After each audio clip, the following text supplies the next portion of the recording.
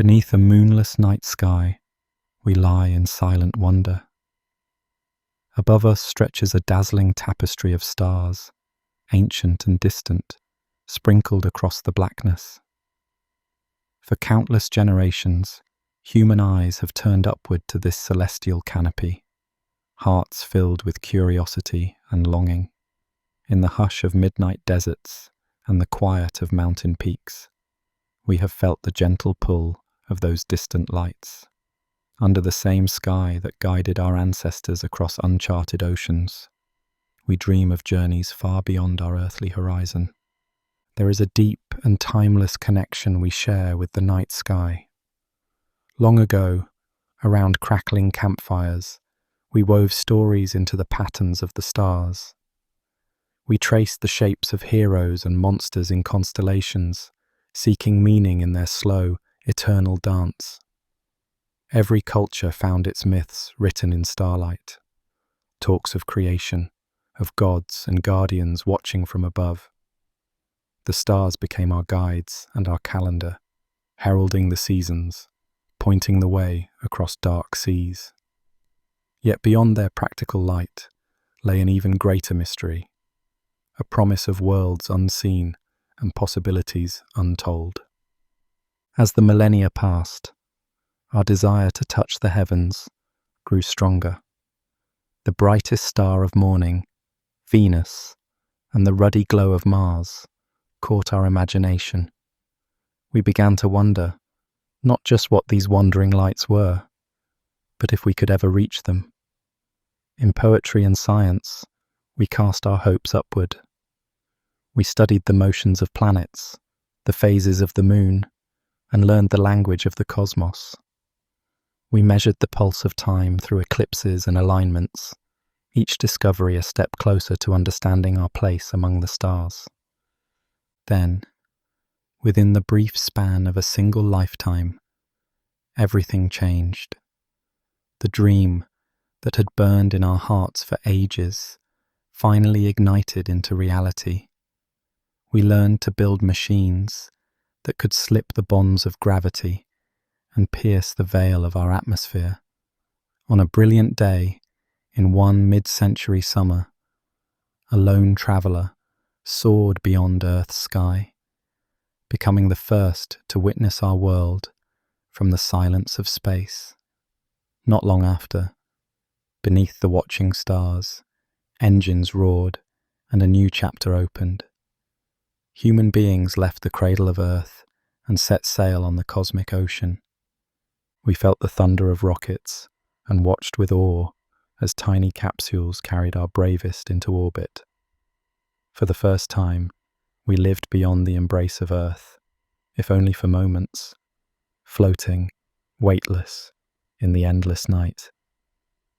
Imagine the wonder of those early explorers as they looked back and saw our planet whole, a delicate blue sphere glowing in the void, bright with life against infinite darkness.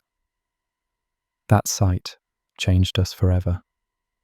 It whispered that we were small, yet we were explorers by nature. It showed us that all the history of our kind had unfolded on one tiny world, and beyond it lay an untouched expanse, beckoning. In that era of firsts, one achievement shone above all others. Under a golden July sky, a rocket flung itself and its crew toward our nearest celestial neighbour. Days later, a fragile lander descended on a silent, alien plane. With a cautious step, a human footprint pressed into grey dust that had known no print before. We stood on the moon. Above the desolation of the lunar surface, our home planet hung like a blue lantern in the sky. For a moment, humanity was present on two worlds at once. We had reached across the night and touched another world. Those footprints and that achievement echoed through time, a promise of what could come. Yet, after a few brief visits, the moon once again became a quiet, distant companion. The voices and laughter of humans faded from its valleys. For decades, The lunar dust lay still, our presence only a memory and a hope. We returned to our home shores, wiser about the cosmos, but still tentative, wondering when we would venture forth again. The night sky continued its slow wheel overhead, patient and knowing, as if waiting for us to realize that the journey was only just beginning. Now, as we find ourselves in a new age of discovery, that old yearning stirs once more. Beneath today's night sky, clear or light polluted, gazed at through city windows or from lonely hilltops, our eyes still lift with the same wonder. We have not forgotten the way the moon felt beneath our boots, nor the tantalizing glimmer of Mars on the horizon. Our technology has leapt forward. Our resolve has hardened. Once again, we stand at the shore of the cosmic ocean, ready to push our small boats out into the current of the heavens. The journey begins anew, under stars unchanged by time, but seen with fresh eyes. We carry with us the ancient dreams and modern ingenuity. We whisper farewells to the only home we've ever known, not in sadness, but in anticipation of the worlds waiting beyond. High above, the Milky Way arches like a gateway of light, a reminder of how far we have yet to go. It is vast and mysterious, but step by step, we will cross its threshold. In the stillness of this night, the future unfolds before us. We imagine moonlit landscapes where footprints will once again be pressed, red deserts where humanity might watch twin moons rise, and rotating cities drifting against a backdrop of stars. All of it starts here, with a single decision to go farther than we've ever gone. We inhale the cool night air and feel the pulse of destiny in our veins. Our journey to the celestial tomorrows is about to begin, and it will carry us first back to a familiar yet transformed place. The moon, our celestial shore. The moon awaits us, silent and pale, just 3 days' journey from Earth. In the eternal darkness of its deep craters and on the sunlit tips of its mountains, our presence returns. After ages of quiet, the lunar soil is disturbed once more by human footsteps and the gentle settling of habitats. This time, we come not for a fleeting visit, but to stay and learn. We have set out to build a home on this desolate world of grey dust and silver light, turning the moon into our celestial shore, a place to anchor our ships before sailing farther into the cosmic sea. Imagine standing at the edge of a lunar crater near the moon's south pole. The sun hovers low on the horizon, casting elongated shadows that stretch over untouched ground. Some peaks here bask in almost perpetual sunlight, while nearby valleys lie in shadow for millions of years.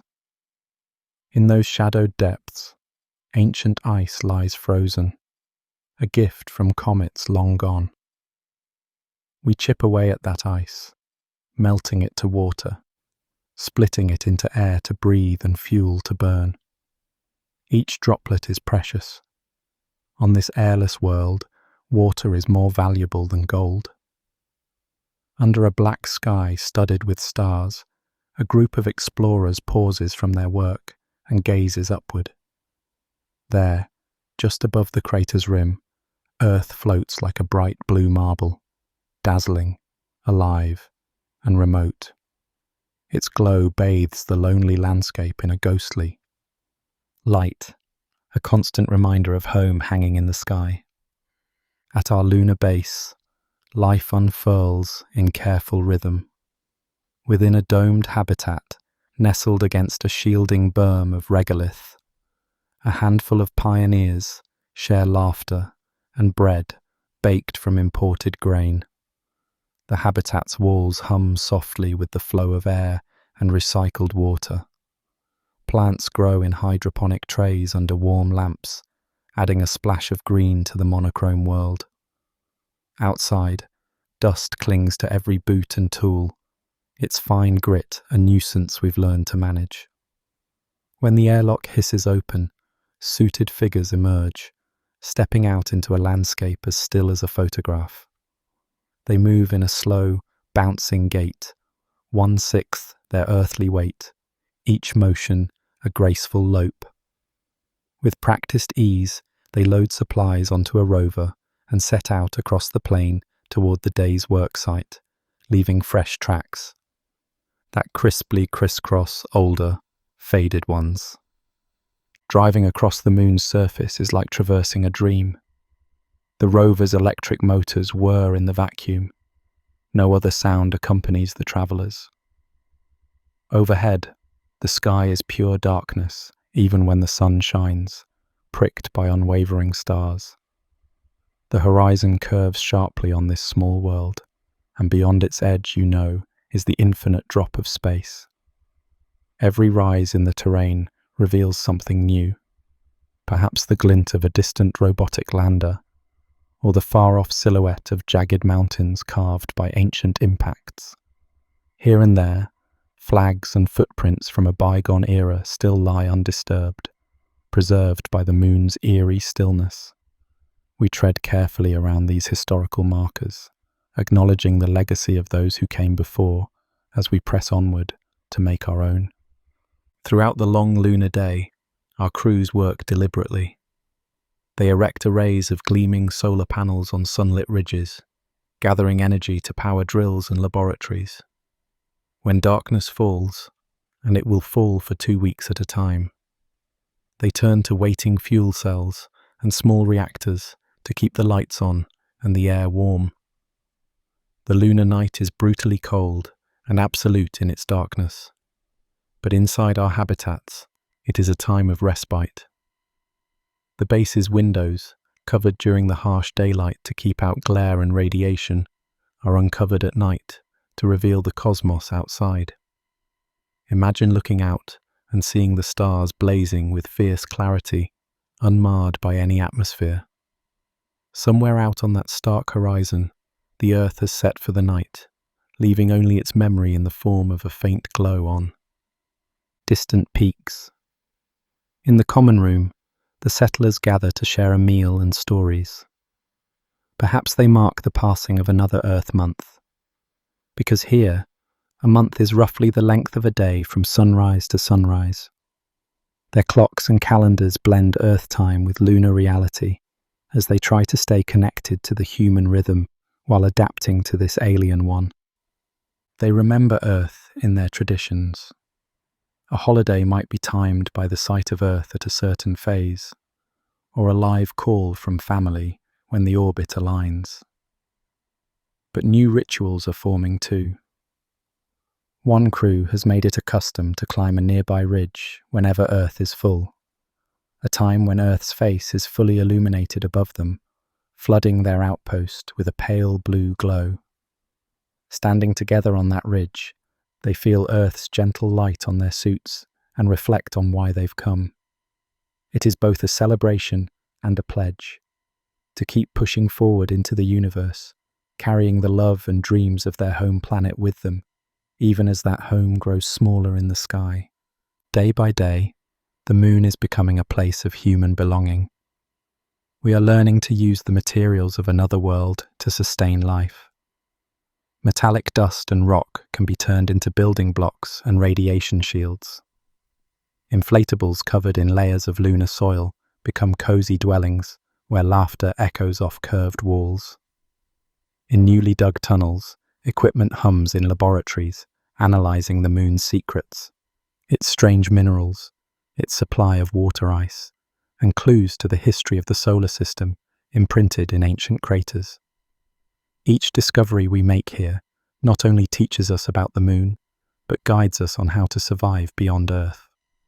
We test our technologies and our resolve under conditions no earthly desert or polar station could fully mimic.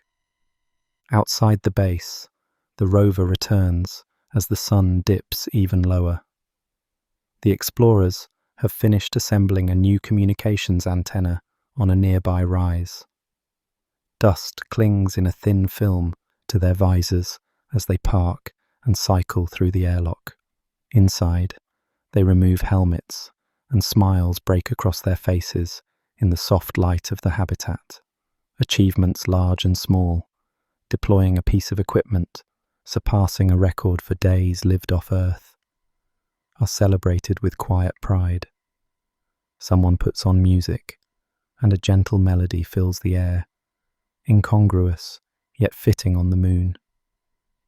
In this moment, this barren world is warmed by human camaraderie. As the first stars of lunar night appear, one of the crew steps outside alone for a moment. She stands on the compacted regolith just outside the habitat, tethered safely, and looks up at the sky. Above, the Milky Way spills across the darkness, a river of light she recalls from childhood camping nights, now twice as bright, without atmosphere to dim it. Somewhere along that river lies the star that is our sun, and around it, the blue-green earth she once called home and still dearly loves. Seeing it now from here, tiny and serene, she feels both the distance and the closeness. In the silence, she whispers a greeting to the earth and a promise that echoes in her heart. We will return, and we will also continue onward. Our work on the moon is only the beginning, but already it has changed the narrative of human life. We are becoming a multi-world species, learning to thrive in places utterly unlike our birthplace. The moon, once an unreachable light in our sky, is now a place of midnight meals and morning routines, of sweat and science and dreams carved into soil. From this celestial shore, we prepare our ships for the journeys ahead. The lessons learned in living here, how to find water in a desert of dust, how to protect ourselves from unfiltered sunlight and cosmic rays, how to live in close harmony with both people and machines, will guide us as we venture farther. In the quiet of a lunar dawn, as the rim of the sun peeks over the grey horizon, and Earth silently watches from above, we know in our hearts the path to the stars runs through this place. And as we set our sights beyond this nearest companion, we carry a piece of the moon with us in spirit. Its dust clings not just to our boots, but to our very souls. Morning comes gently to Mars. In the eastern sky above a rugged plain, a pale sun struggles to brighten the cold landscape. Dawn on the red planet is not the blinding gold of Earth, but a soft illumination filtering through thin, dusty air. The sky near the rising sun glows a delicate blue, a surprising halo of colour in an otherwise butterscotch sky. As the light strengthens, it reveals a world of iron-red rocks and salmon-pink sands stretching to a distant horizon. Frost that formed overnight in shaded hollows begins to vanish like ghosts under the growing day. Inside the habitat at Aurora Planum, the new day is beginning for the people of Mars. The inhabitants stir from sleep, their bodies attuned to the slightly longer Martian day. Here a day, Sol they call it, runs about 39 minutes longer than on Earth, a subtle difference that their clocks accommodate by slowly drifting out of sync with Earth time. In the early hours, the living quarters are quiet, except for the soft hiss of air recyclers. One by one, the settlers wake. A man peers out of a small circular window before making his morning tea. Through that porthole, he sees the ruddy desert outside, tinted with the blue of dawn. In the far distance, the immense slope of Olympus Mons, the largest volcano in the solar system, catches the morning light. It rises beyond the horizon, its peak piercing into the sky, a sleeping giant watching over the plains. Under the habitat's low ceiling, a mother coaxes her young daughter through the routine of dressing. The little girl yawns as she slips on her daily wear. Comfortable coveralls, knitted with warming threads, necessary in a place where the air outside could flash freeze water in seconds. She has never been to Earth. For her, this red world with its soft pink sky is home.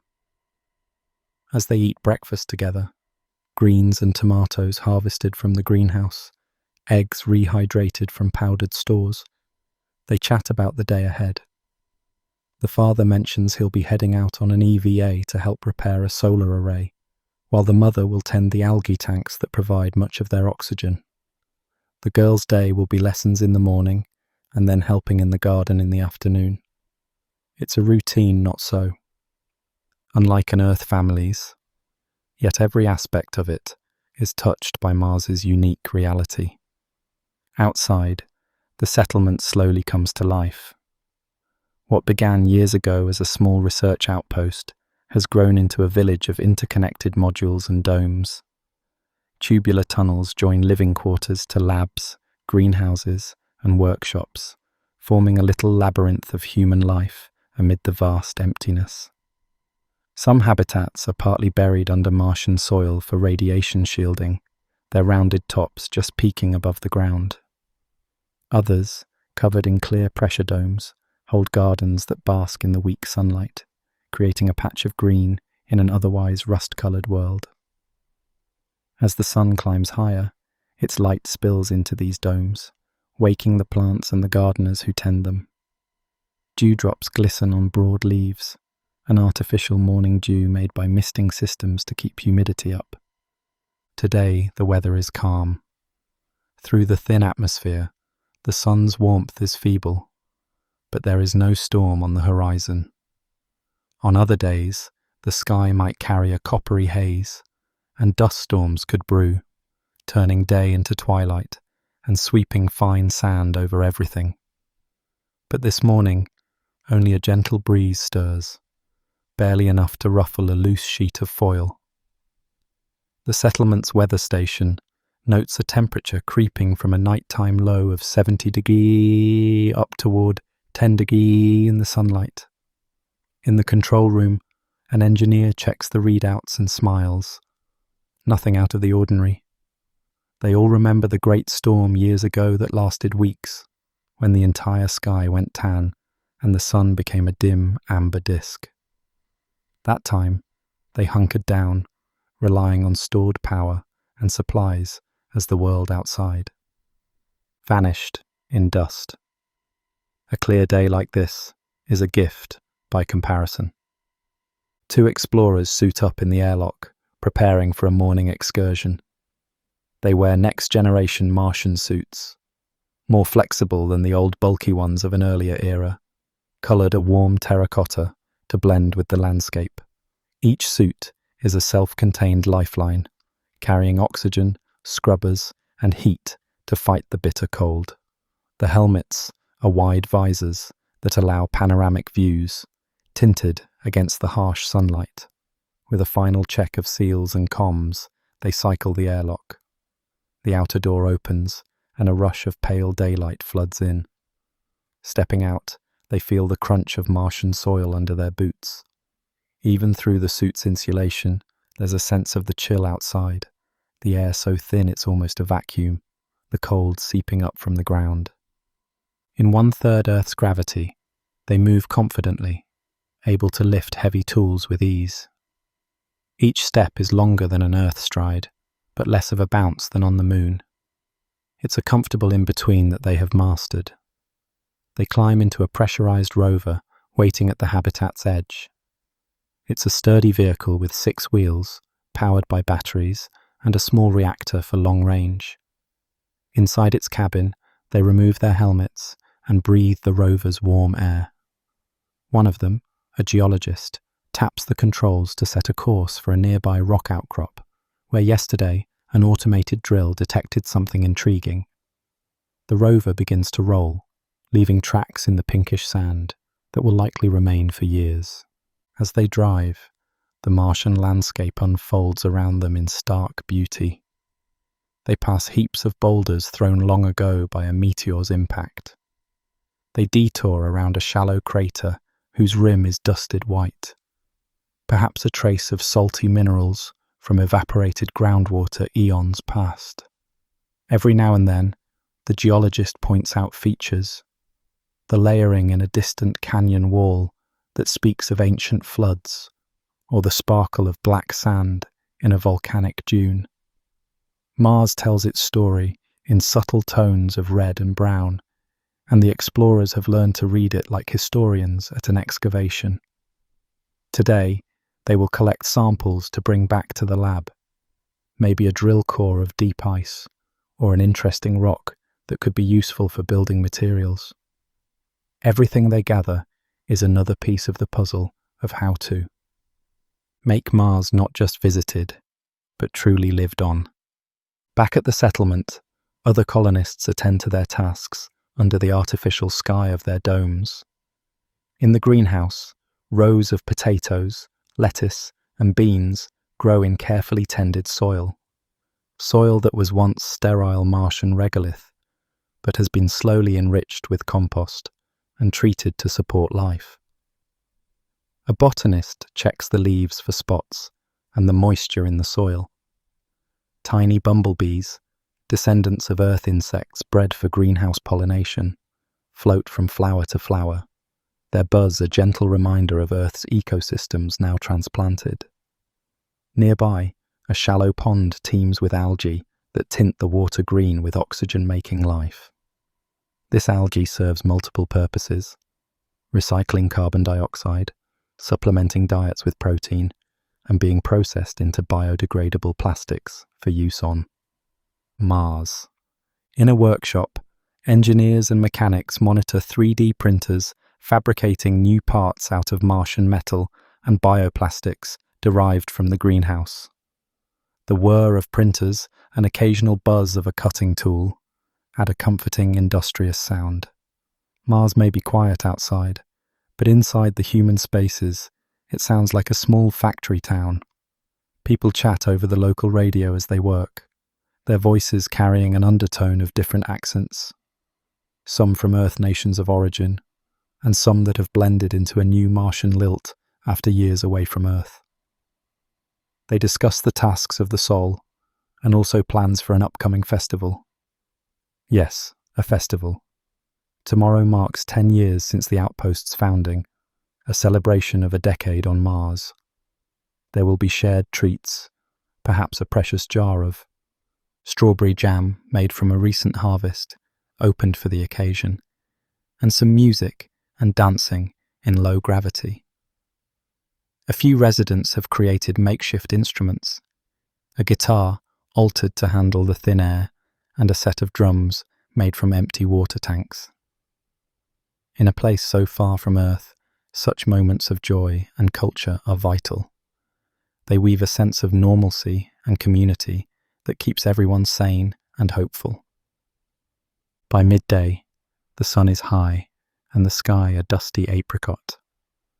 In the thin air, the sunlight doesn't bring much warmth, but inside the pressurized rover, our two explorers peel off a layer of their suits as the cabin stays toasty.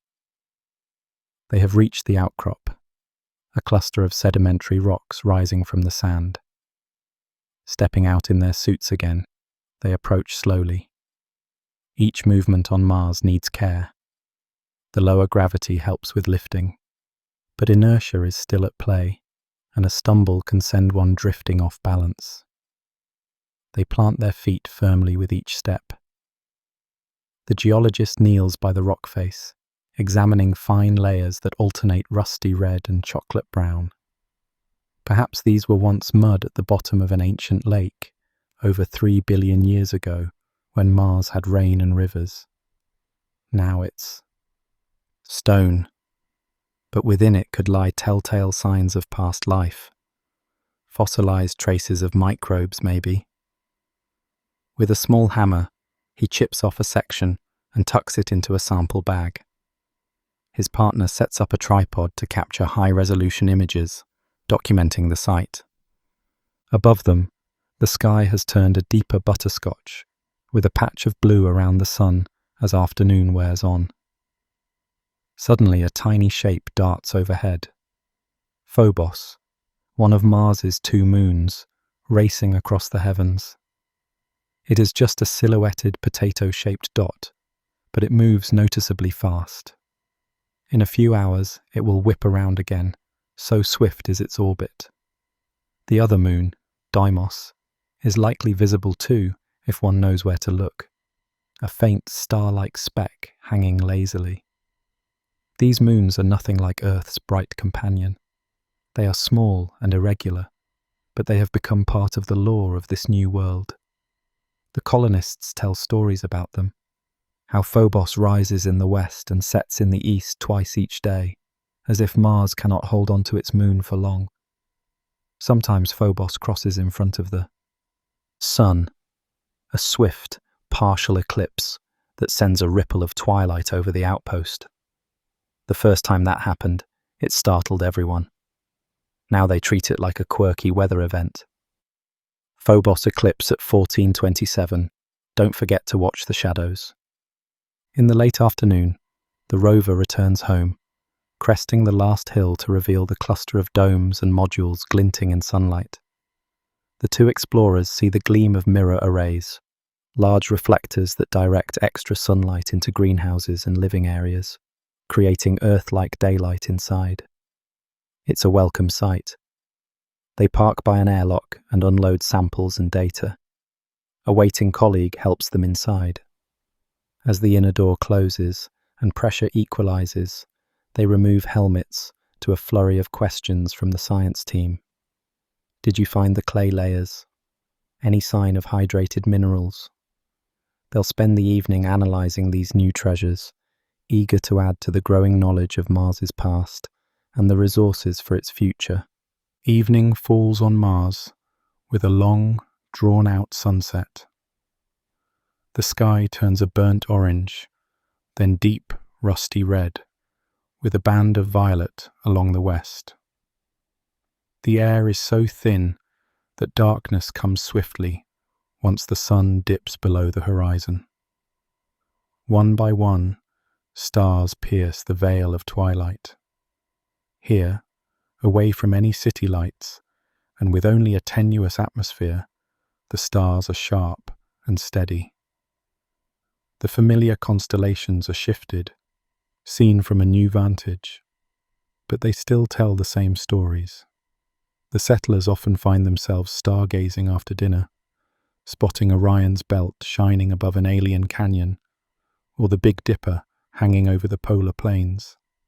Among those stars, one bright light stands out near the sunset glow: the planet Earth. From Mars, our home is just a brilliant point of light, accompanied by a tiny pearl, the moon, moving beside it. One colonist has set up a small telescope outside tonight. Through it, they can see Earth as a tiny disk, with hints of white clouds and blue oceans if the angle is right. A hush falls as a few of them take turns peering at that distant world. For some, it's nostalgia, memories of a place they left behind. For others, like the little girl, Earth is a story her parents tell, a place she knows only through pictures and their reminiscences. To her, Earth seems as magical and far away as Mars once did to people on Earth, a world of deep blue skies and vast oceans. She asks her father to describe. Again, how rain feels on your face, how it sounds to hear waves on a beach. He smiles, and does, even as he adjusts the telescope for her to see the tiny blue dot. Under the same stars, 2 planets apart, the human story continues to unfold. Night fully embraces the Martian outpost now. Inside the main dome, warm light spills out onto the regolith through a few windows, casting a welcoming glow. The community gathers in a circle for their small celebration. 10 years on Mars. They hold hands, or place them on each other's shoulders, forming a ring of solidarity. There is a moment of quiet as they honor the first crew who established this base, and the support from millions of miles away that made it possible. Then someone starts humming a tune, and others join softly. It's a melody known to them all, an old Earth song about journeys and home. The words have been gently altered over the years to fit their Martian life, but the sentiment remains. Low voices sing under the alien sky, their breath creating faint fog in the domes. Cool air, far from the warmth of the sun, scattered in lonely orbits, lie the ancient rocks of the asteroid belt. Here, in this deep, cold expanse between Mars and Jupiter, humanity has found new footholds on pieces of worlds barely large enough to hold a person's weight. These asteroids, some as small as a house, others as big as mountains, have become stepping stones and homes to those bold enough to venture outward. Among them, one stands out. Ceres, the queen of the belt, a dwarf planet of ice and rock. On its shadowy plains and within its craters, lights now twinkle where once there was only darkness. The first asteroid city has taken root. Approach Ceres from space, and you see a grey, mottled sphere peppered with bright salt flats and the faint sheen of water vapour from occasional ice geysers. A transport ship, slender and shielded, glides toward a rotating station that orbits this small world. Inside the ship's cabin, travellers press to the window as their destination comes into view. Below, the lights of a settlement shine within a vast crater ringed by tall cliffs. A cluster of domes and structures snug in the basin of an ancient impact. This is Aurora Crater City, one of the first permanent communities beyond Mars. To newcomers, it looks tiny against the crater's walls, a fragile glow in a great emptiness. But to those who call it home, it is an oasis of life in the desert of space. The ship docks at an orbital platform tethered by a cable to the surface below, a marvel that gently ferries people and cargo down using Ceres's modest gravity and magnetic pulleys. As new arrivals step out, they feel almost weightless. Ceres's gravity is less than 3% of Earth's. It's akin to a brief hug from a planet, just enough to orient up from down. They enter a car of the space elevator, a pressurized capsule, and begin the descent. Through a window, they see the stars spinning slowly as the cable rotates with Ceres. In the distance, Jupiter's pale sunlit crescent hangs suspended, a reminder of more distant giants awaiting. The elevator ride takes a few hours, during which the passengers acclimate to the gentle pull under their feet, marveling at how they can jump and almost float. When the car opens at the bottom, they step into a cavernous hangar bathed in golden light. The city is largely subterranean, carved into Ceres's ice-rich rock to shield inhabitants from cosmic rays and micrometeorites. The air smells faintly of iron and ozone, a byproduct of life support machinery, but also carries a hint of greenery. Following their guides, the newcomers emerge into a large domed chamber that was once a natural cavern and now houses a central park. Here, under arrays of powerful lamps that mimic sunlight, grass actually grows. A grove of hardy pines, genetically adapted to low gravity, stands in one corner, and a pond, fed by melted ice, reflects the glow. A few children play by the water, their giggles echoing. Their game is unique to this low gravity. They run and then leap, sailing over the pond entirely to land softly on the other side, squealing in delight.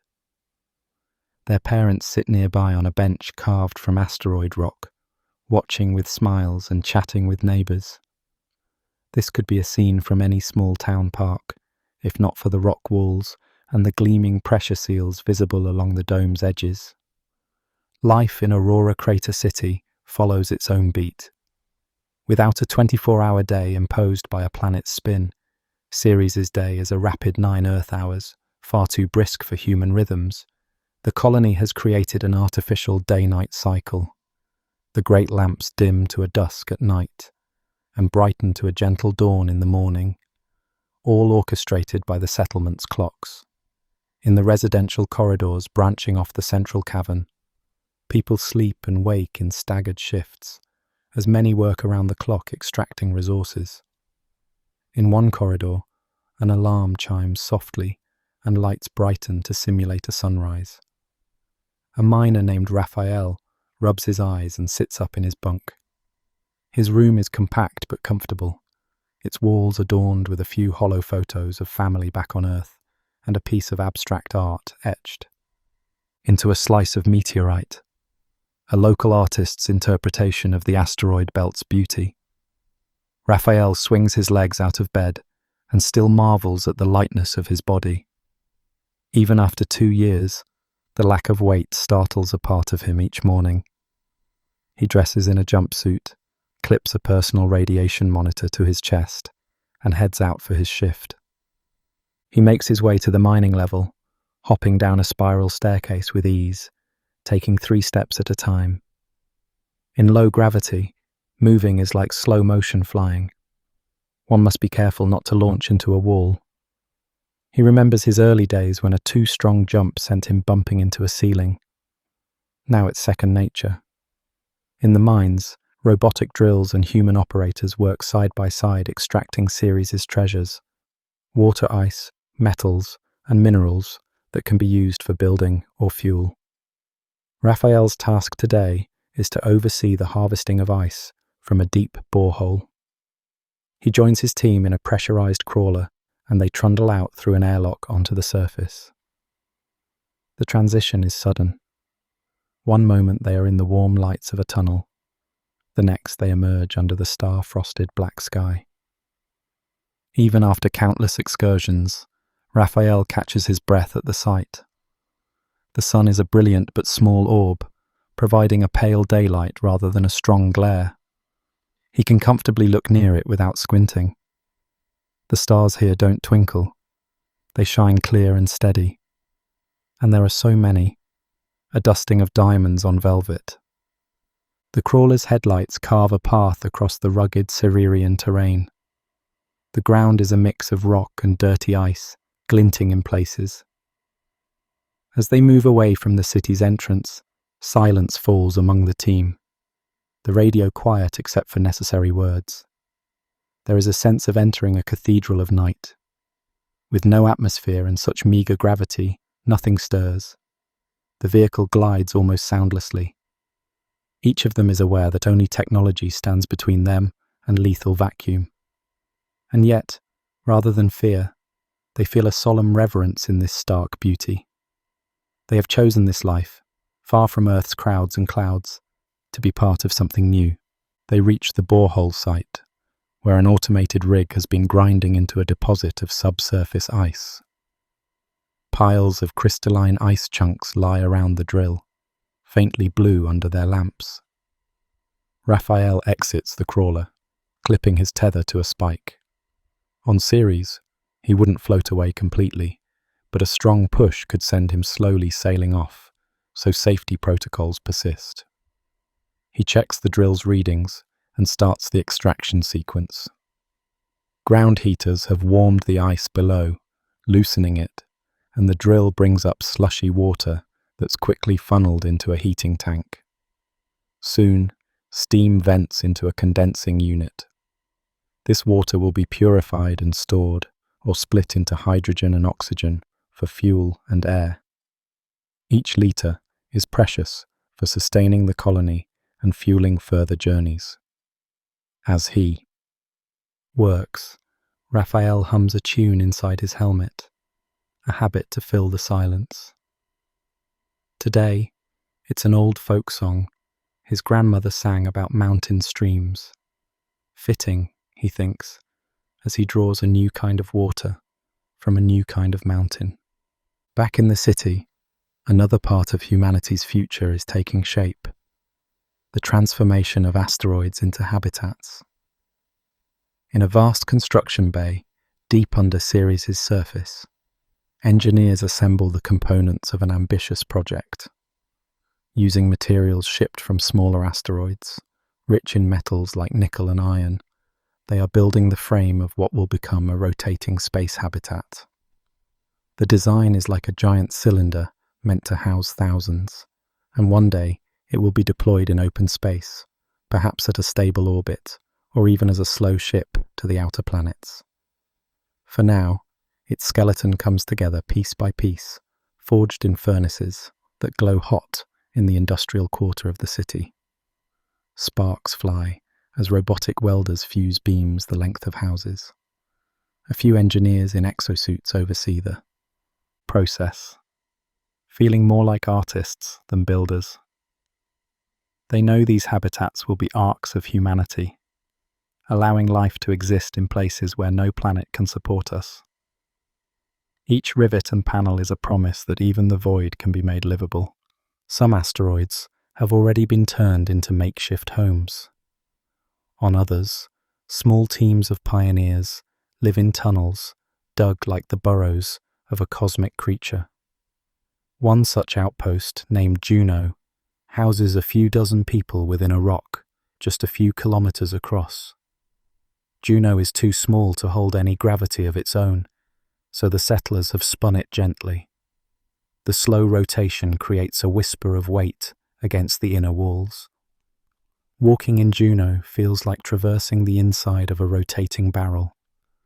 The floor curves upward, and the far side of the habitat is also the sky, lined with lights and gardens clinging to the walls. Many wear magnetic boots when doing delicate tasks to keep from drifting.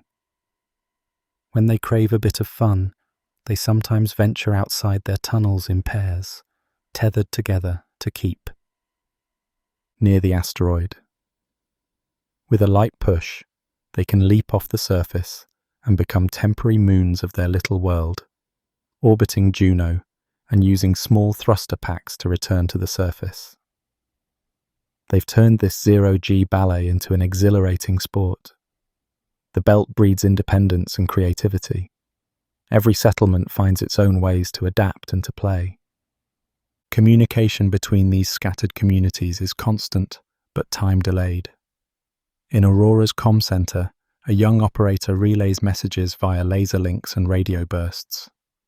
She sends a status report to Mars, knowing it will arrive in about 15 minutes. Another message comes in from Juno, a recording of a new song composed by a musician there. In this weightless ballad, he strums a special guitar and sings about the rock that is my cradle, the stars that are my guide. It's haunting and beautiful. She smiles and cues it for the evening broadcast that everyone in the belt listens to if they can. A sort of asteroid radio hour that binds these distant rocks into a community. Each night, at a set time, all the far-flung miners and settlers pause to share news, music, or stories over the network. It might be midday for one and midnight for another, but they adjust schedules to carve out this communal moment in the endless night. It lessens the loneliness and reminds them they're part of something larger, not isolated dots in space, but threads of one tapestry. As Raphael and his team finish the ice extraction for the day, they load the water tanks onto the crawler.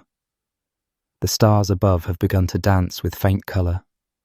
A greenish curtain ripples briefly across the sky. It could be an aurora, born of charged particles striking Ceres' tenuous exosphere. It's weak compared to Earth's, but it adds a dash of ephemeral beauty to the night. Raphael pauses to appreciate it, this gift of solar winds interacting with his tiny world. Then he guides the crawler back to base. By the time they re-enter Aurora's tunnels, evening has come by the colony's lights. Lamps are dimming to a warm glow in the big cavern. People retreat to dining halls for supper, or to their quarters for rest. Raphael heads to the communal mess, where a hot meal awaits, stew made from lab-grown meat and asteroid-grown vegetables. It's savoury and comforting. He sits with friends, swapping jokes and stories of the shift. They talk about an incoming supply ship due next week and wonder what treats or letters it might bring. After dinner, he strolls through the park cavern to unwind. Here, under the low twilight of the lamps, couples walk hand in hand, and someone quietly strums a handmade lute, the melody echoing softly. Raphael finds a familiar spot, an outcrop of rock fashioned into a small overlook. He often comes here to gaze at the holographic sky projected on the cavern ceiling. At night, the colony displays a simulation of the asteroid sky, the Milky Way spilling across as it truly would outside. And among those simulated stars, a bright dot moves slowly. That's Earth's projection, set in motion in real time. Raphael raises a hand as if to wave toward it. Years ago, Earth was his entire world. Now it's a distant point of light he hasn't seen with his own eyes in a long time. He feels a pang of homesickness mixed with pride. These outer world pioneers lead lives wrapped in silence and beauty unimaginable back on Earth. In the twilight of the Saturnian system, or the deep night near Neptune's orbit, they often step outside in their suits, purely to stand witness to creation. Far from city lights and bathed in weak sunshine, the cosmos comes alive. At Jupiter's distance, the Milky Way glistens. By Saturn's, the sun itself is merely the brightest star. On a clear night at the frontier, one can extend a hand and completely blot out the sun's distant glimmer with a fingertip and feel truly at the edge of the solar system. And yet, even at these extremes, human voices echo in habitat halls, human laughter sounds over shared meals, and human dreams persist, perhaps stronger than ever, because here every day is proof that we can make our home anywhere. In the span of a few centuries, the solar system has become alive with our presence. We sail the seas of methane on Titan. We roam the red plains of Mars. We have dug into the ice of asteroids and the crust of moons. We have learned to live in places once thought utterly inhospitable. Each new world has taught us, changed us, and inspired us. As we settle the outer worlds, we realize our journey is far from over. We have built and become citizens of many worlds, and in that process, perhaps, we are ready to become, one day, citizens of the galaxy. Spread across so many horizons, we yearn for something more to bind us together, to share our experiences across the vast distances. As much as physical challenges defined the first phase of our expansion, now the human spirit faces anew. Adventure, weaving the cultural and emotional tapestry that will connect to civilizations scattered among the planets. Not all who ventured into space chose to plant their feet on natural ground. Some chose to build new worlds in the void itself, orbital habitats, floating cities that turn empty space into a place to live and thrive. Far above any planetary surface, one such habitat slowly rotates against the backdrop of stars. It is an O'Neill cylinder, a colossal tube miles in length, drifting at a stable point where Earth's and the Sun's gravity find an equilibrium. From outside, it gleams in sunlight. Enormous mirrored panels along its hull catching the sun's rays and directing them within. The cylinder spins with stately grace, completing a rotation every few minutes, a dance that creates an imitation of gravity on its inner surface. All around, the silence of space is complete, broken only by the faint hum of distant spacecraft arriving with settlers or supplies. In this emptiness, humanity has constructed an island of life. Now step inside.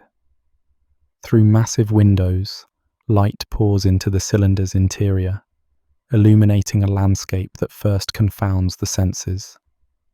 You stand on the inner curve of a world turned inside out.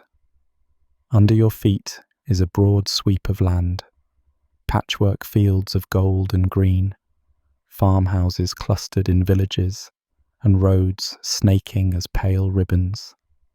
But if you look up, you see the land rising and curving above you as well, arching overhead until it forms a sky, not of air, but of earth. Several kilometers across, on the opposite side of this rotating paradise, lie more fields and forests, inverted from your viewpoint. A lake up there gleams like a hanging mirror in the sky, reflecting tiny houses that appear upside down. It is all held in place by the centrifugal embrace of the cylinders. Rotation. There is no day or night sky in the traditional sense, only the far side of the habitat overhead, and beyond the window strips that run along the cylinder's length, the endless night of space, with Earth's blue disk and the moon's silver sliver visible in the distance. Walking along a country lane in this habitat, it's easy to forget you're not on Earth. The air smells of soil and blossoms. A soft breeze, engineered by giant fans, carries the scent of recent rain. Yes, it rains here too. The habitat's climate systems create clouds that drift beneath the arc of farmland. At scheduled times, gentle showers fall from misting nozzles near the ceiling edge, nourishing crops and filling ponds. Beneath one set of windows, it's noon and bright. Beneath the opposite, it's night, as the mirrors there are turned outward to radiate heat and reveal the stars. In between lies a band of twilight, a perpetual dawn or dusk where the two meet. People often gather in the twilight belt for its beauty, a place where you can see the lights of distant towns start to twinkle, while still walking in the comfortable glow of day. In one town near the cylinder's end cap, children play in a park that overlooks the interior landscape. They chase a ball and sometimes deliberately kick it too high, delighting as it sails in a graceful curve, tugged by the subtle quirks of rotating gravity, before it lands on a roof that to them is above.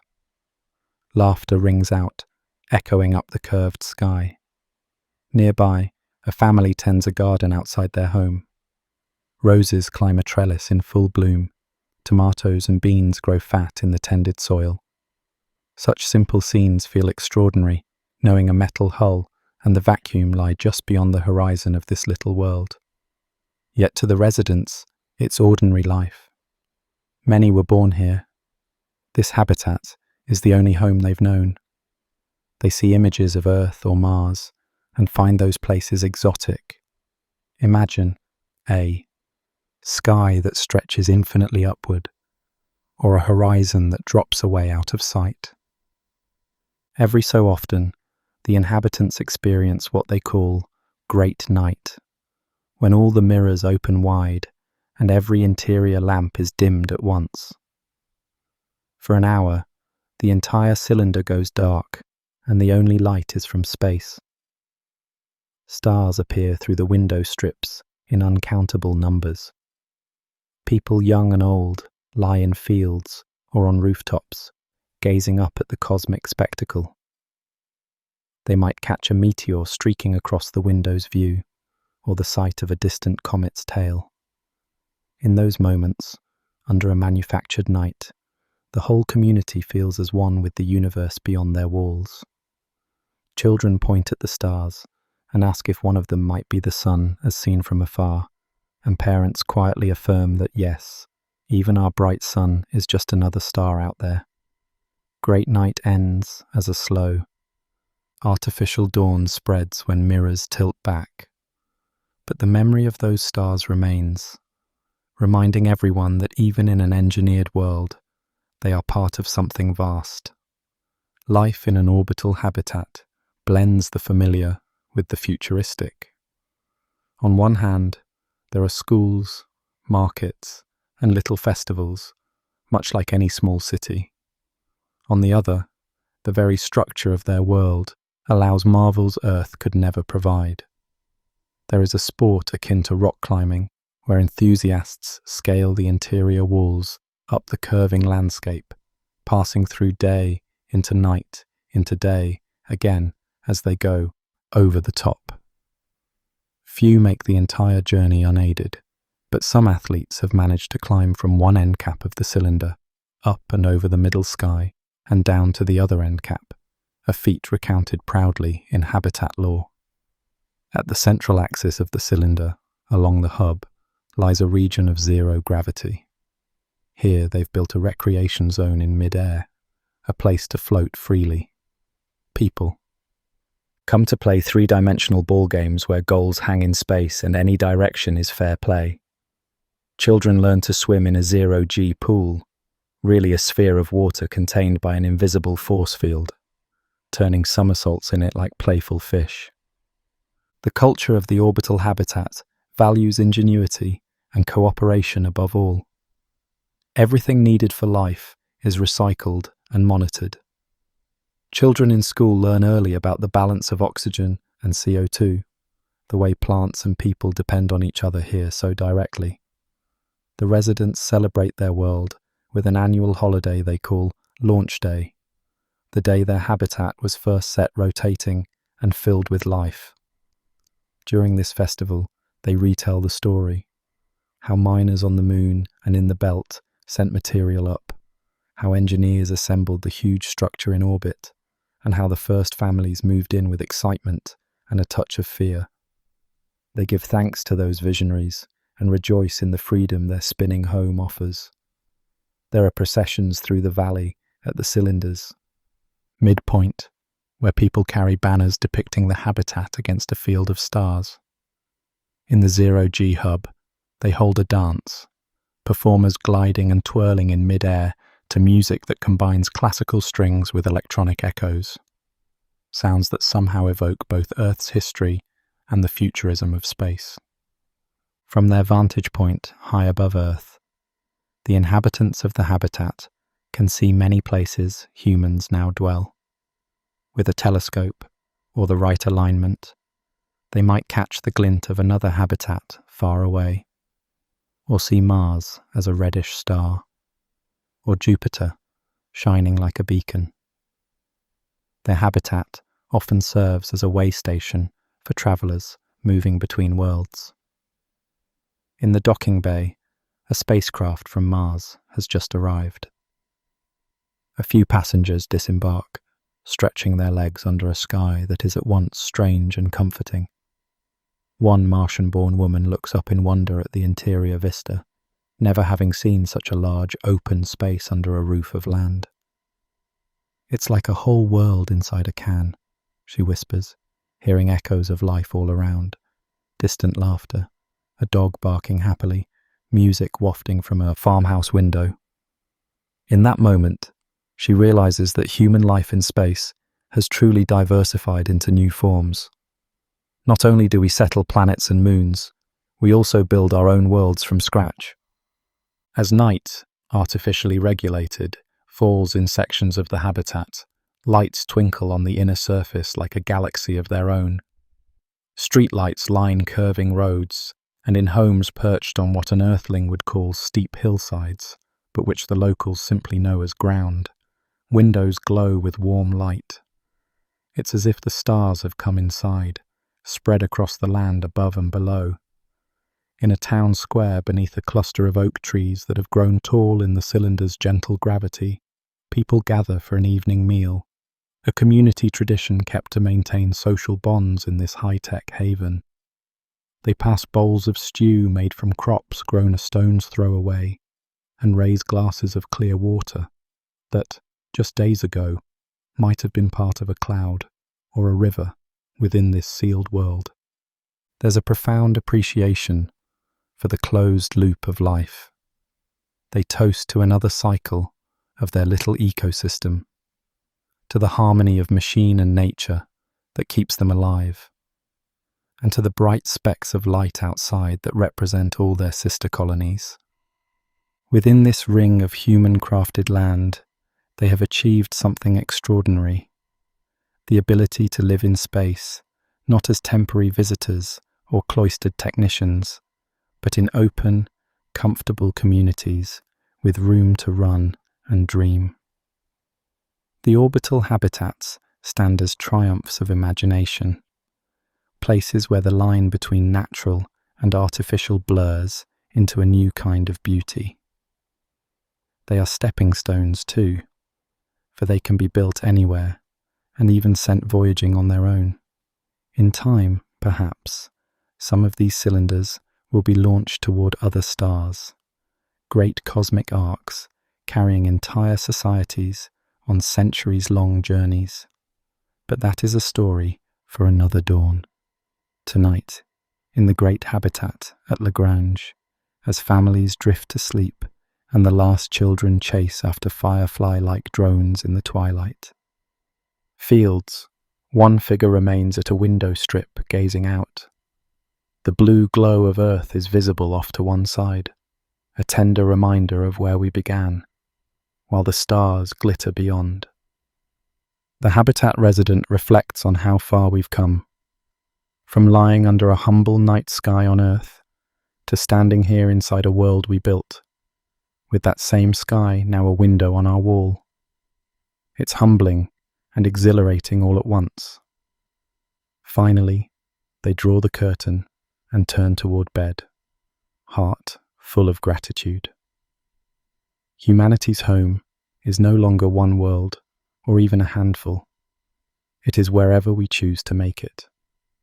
In metal cylinders or on alien soil, we carry home with us and fill the cosmos with our light. From the Earth to the Moon, from Mars to the moons of Saturn, humanity's many homes have given rise to a rich mosaic of cultures. In each new environment, we carry echoes of Earth, but we also craft new ways of living, celebrating, and believing, shaped by the landscapes and skies of alien worlds. Now, across the solar system, the human story has splintered into a myriad of local tales, yet a common thread binds them all. On Mars, under the copper sky, a pioneer society has grown that values resilience and ingenuity. Martian children learn early about the great figures of their history: the crew of the first landing, the engineers who built the first greenhouse dome. Each year, on the anniversary of planetfall, Martians gather in their largest habitat square, under a projection of a pale blue Earth and 2 tiny moons, to remember where they came from. They sing songs mixing Earth folk melodies with Martian lyrics about dust storms and twin moons in the night. They've even woven a bit of new language. A Martian might say sol instead of day, or pepper their speech with technical acronyms that became slang. Over time, the accent has shifted. A soft lilt influenced by the multilingual first settlers now marks a native Martian's voice. What remains the same is laughter, love, and creativity. In galleries carved into canyon walls, Martian painters use iron-red soil as pigment, creating art literally from Mars's Earth. Their murals depict the surreal beauty of their world: blue sunrises, colossal extinct volcanoes under pink sky, and also the longing for Earth that is part of their heritage. Yet ask them, and they wouldn't trade their red home for the world. They feel they are the stewards of a brave new chapter of humanity on Mars. Meanwhile, In the free-floating habitats nearer the sun, a different culture thrives, one of technological artistry and deliberate design. These orbital cities are melting pots, where travelers from every colony pass through on their way to somewhere else. A Martian botanist, a lunar miner, and a European oceanographer might sit together in a habitat cafe, trading stories under a mural made of asteroid metal and moon dust. The result is a cosmopolitan culture that picks and blends traditions from many places. On one station, they celebrate a lunar new year with red lanterns that float in zero-G, while also observing a Martian holiday of dust-giving after a dust storm season ends. They hold harvest feasts, not by seasons. There are none in deep space, but timed to each successful crop cycle of their hydroponic farms. Orbital habitats often host cultural fairs, where one week might be Saturnine Week, featuring music and food from the Titan colony, and the next is Mercurial Week, showcasing artwork painted with pigments gleaned from Mercury's minerals. These habitats have become the bazaars and crossroads of the solar system, where ideas mix as readily as goods. Out on the far-flung moons of Jupiter and Saturn, nascent cultures flicker to life in small, isolated settlements. The people of Titan, for instance, have developed rituals around light and dark. Given the long Titan day, 16 Earth days of daylight, 16 of night, they hold a community lantern vigil at what would be local midnight. In their sealed town domes, they dim the lights, and everyone places a glowing orb on their window or doorstep. A little personal moon to shine through Titan's orange haze.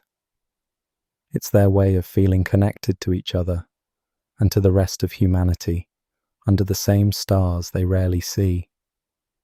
On Callisto, settlers celebrate the moment when Jupiter eclipses the sun, a frequent occurrence there, by having a Jovian midnight gathering, sharing stories in the sudden twilight, knowing their counterparts on Ganymede and Europa are experiencing the same eclipse, and perhaps pausing as well. Between these distant outposts, communication technologies keep the human family in touch, but with the patience of light-speed delays. People have grown used to waiting minutes, hours, or even a day for a reply from another world. In some ways, it has made conversation more thoughtful again. An interplanetary letter or video diary, crafted with care, often carries more weight than the instant chatter we once knew. A grandmother on Earth records a bedtime story for her grandchildren on Ganymede, knowing it will reach them the next morning on their moon. Her voice, warm and familiar, traverses tens of millions of kilometers. A few days later, she receives a return message. A video of the children proudly showing a tiny garden they planted under Ganymede's artificial lights, a piece of Earth's legacy, flourishing on a distant moon. These exchanges happen millions of times across the expanse, snippets of life and love sent across space. And in adapting to the gaps between messages, we have rediscovered a kind of patience and poetry. The pauses make each connection more poignant. Despite the distances and differences, a shared human thread persists. There is a growing sense of an overarching identity, not just as citizens of Earth or Mars or Titan, but as citizens of Sol, children of the same star. This Solan identity does not erase the local cultures, but sits atop them. It means that when a Martian and a Venusian in cloud cities meet on an orbital station, they greet each other first as fellow adventurers from Earth's extended family. There is pride in one's homeworld, but also pride in being part of the grand human expansion. A Martian might wear a red dust badge on their suit, and a stationer from an orbital habitat might sport a pin shaped like a spinning wheel, but they both might also wear a small sun emblem, signifying the shared light that nurtures all. Their worlds. With each generation, the cultural tapestry grows richer. Humans adapt physically too. Mars-born individuals are taller and lankier in the low gravity, while those who grow up on large stations under full Earth gravity maintain more robust builds. Over time, even physiology may diverge slightly, but the marvel is that wherever humans go, they retain the core of what it means to be human: curiosity, creativity, community. We are learning to be many different things at once, to cherish the rust-red dust of Mars as deeply as an Earthborn cherishes the smell of rain on soil, to find sacredness in the rings of Saturn or in a carefully maintained oxygen recycler that keeps a habitat alive. New philosophies emerge. Some people find spiritual fulfillment in the act of exploration itself, speaking of humanity's expansion as a great pilgrimage among the stars. Others preserve and adapt older faiths. Imagine a Martian mosque where worshippers, not needing to orient towards Mecca on Earth due to distance, instead face Earth itself during prayers, the direction where their ancestors came from. Or a tiny chapel on a space station where the stained glass window depicts not just earthly scenes, but the sun and planets as seen from space, embracing all creation. Art and literature flourish in this new diversity. There are novels written by authors who have never set foot on Earth, weaving tales of Martian frontier life, or the inner struggles of a person living in a cylinder world. There are painters on Europa who mix paints with salts from the moon's ocean, giving their work an otherworldly crystalline sheen.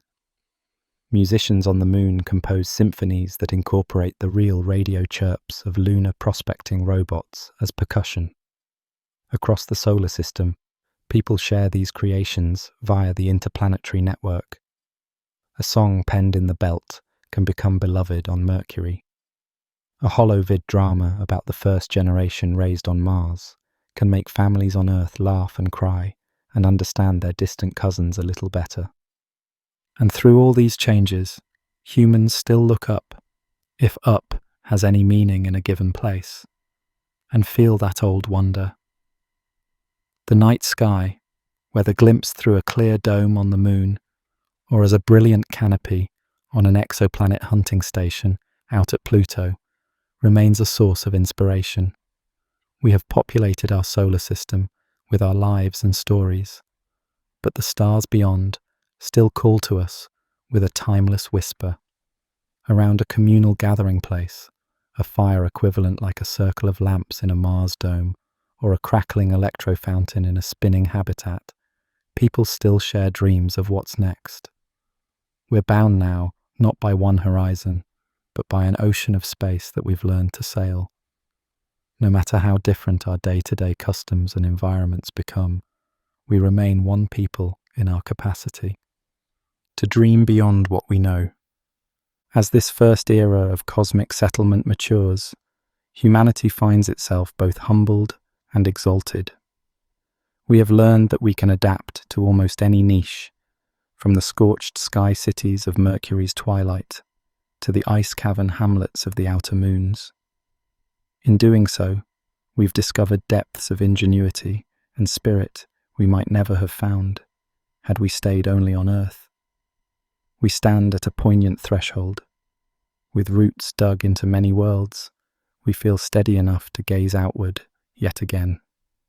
The band of the Milky Way, once a distant ribbon of mystery, now is a roadmap dotted with destinations in our minds. We have become multi-planet, multi-habitat beings, and our unity as a species has stretched to accommodate that diversity. Under the gentle light of our sun that still reaches even into the outer darkness, we gather our strength, wisdom, and the rich tapestry of our interplanetary culture. The cosmic dawn of tomorrow is just beyond the starlit horizon, calling us to continue the journey onward, together, into whatever celestial tomorrows await. As our craft slips beyond the outermost edges of our solar system, a profound silence envelops us. The chatter of familiar planetary orbits falls away behind the hull. In the window, the sun has become a tiny, brilliant star peeking through the dust of distance. The warmth and light of home wane with each passing day. There is a gentle hush inside the ship, as if everyone feels the gravity of leaving everything we knew. We are pioneers in an almost holy quiet, bathed in darkness, carrying with us the hopes and memories of an entire world as we sail into the endless night.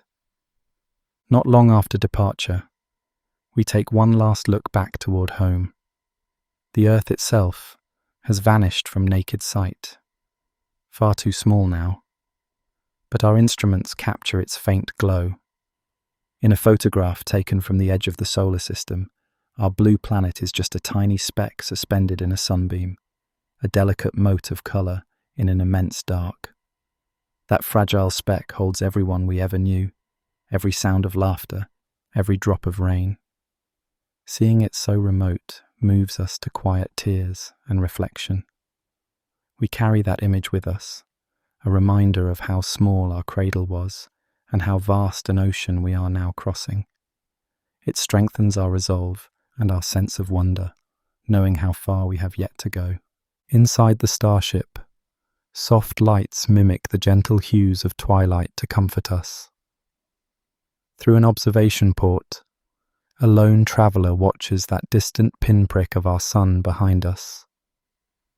In this sanctuary of metal and hope, time seems to flow differently.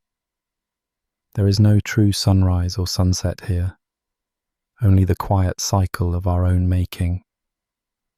The hum of the engines is steady and calm, a lullaby in the void. Each breath we take is carefully recycled from the gardens on board. We carry a living piece of earth with us, green plants producing oxygen, tiny ecosystems cradled in artificial dawn and dusk, to remind us of home as we traverse the cold between stars. At the heart of our ship is a garden, a domed chamber filled with greenery and warm light. Here, fruit trees and climbing vines flourish under lamps that mimic gentle sunshine.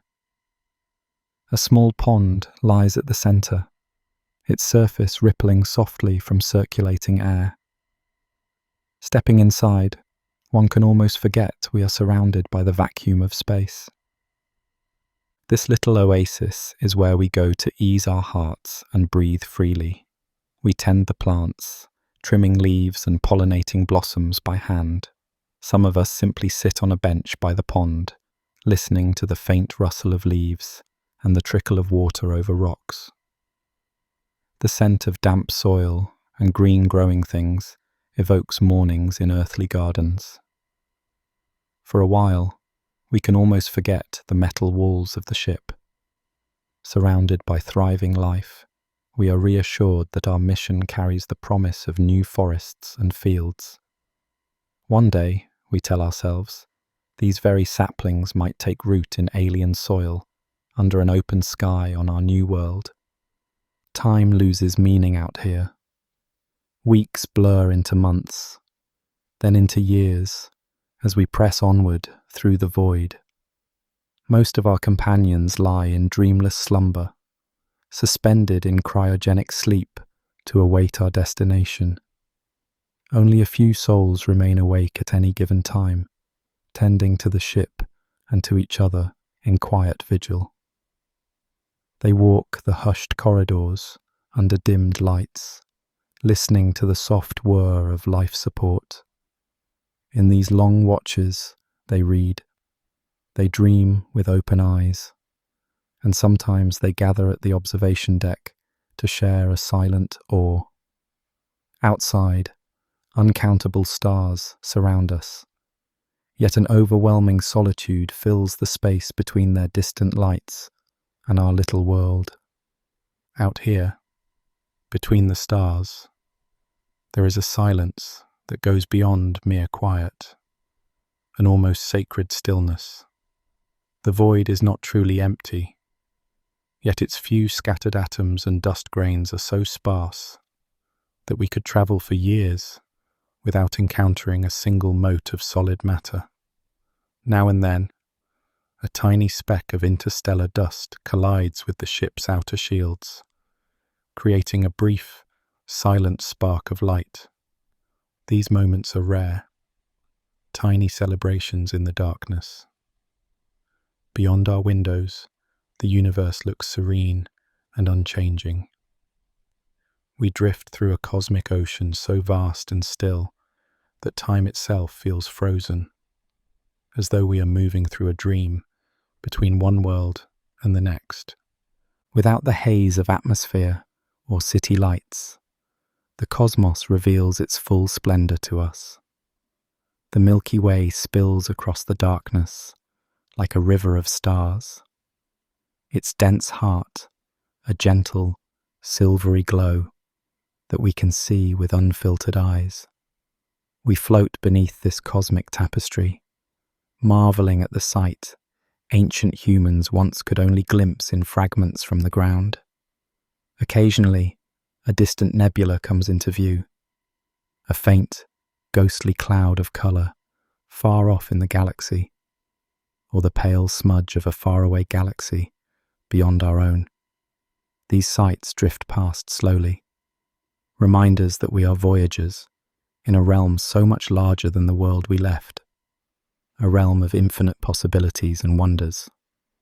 Even the patterns of the stars themselves slowly transform as we venture onward. The familiar constellations our ancestors once traced in Earth's sky begin to warp and reshape ever so slightly. Over long years, new angles of perspective make distant suns shift in relation to one another. A star that was once part of Orion's belt drifts out of line. The dipper's handle bends into an unfamiliar shape. These changes happen gradually, almost imperceptibly, yet they remind us that we are truly moving through space, not just watching it from afar. We chart our progress by these subtle shifts, knowing that the farther the star patterns stray from what we knew on Earth, the closer we are to reaching our new dawn. Our journey is measured not just in distance, but in human moments. Some of us have chosen to live out our lives aboard this moving world, tending the ship and each other, rather than sleep through the centuries. In the glow of our indoor gardens, children have been born who have never known a planet beneath their feet. They learn to walk under gentle artificial gravity, to play and laugh in the narrow hallways they call home. These young voyagers listen wide-eyed to tales of Earth, of open skies and rain, of wind in the trees, wonders they will only ever know second-hand. Yet they dream of their own destination, the world awaiting them ahead, and that dream sustains them through the long night. To mark the passage of time, we create our own traditions aboard the ship. Perhaps once a year, however we choose to define a year now, we dim the lights and play recordings of Earth's gentle rains or ocean waves.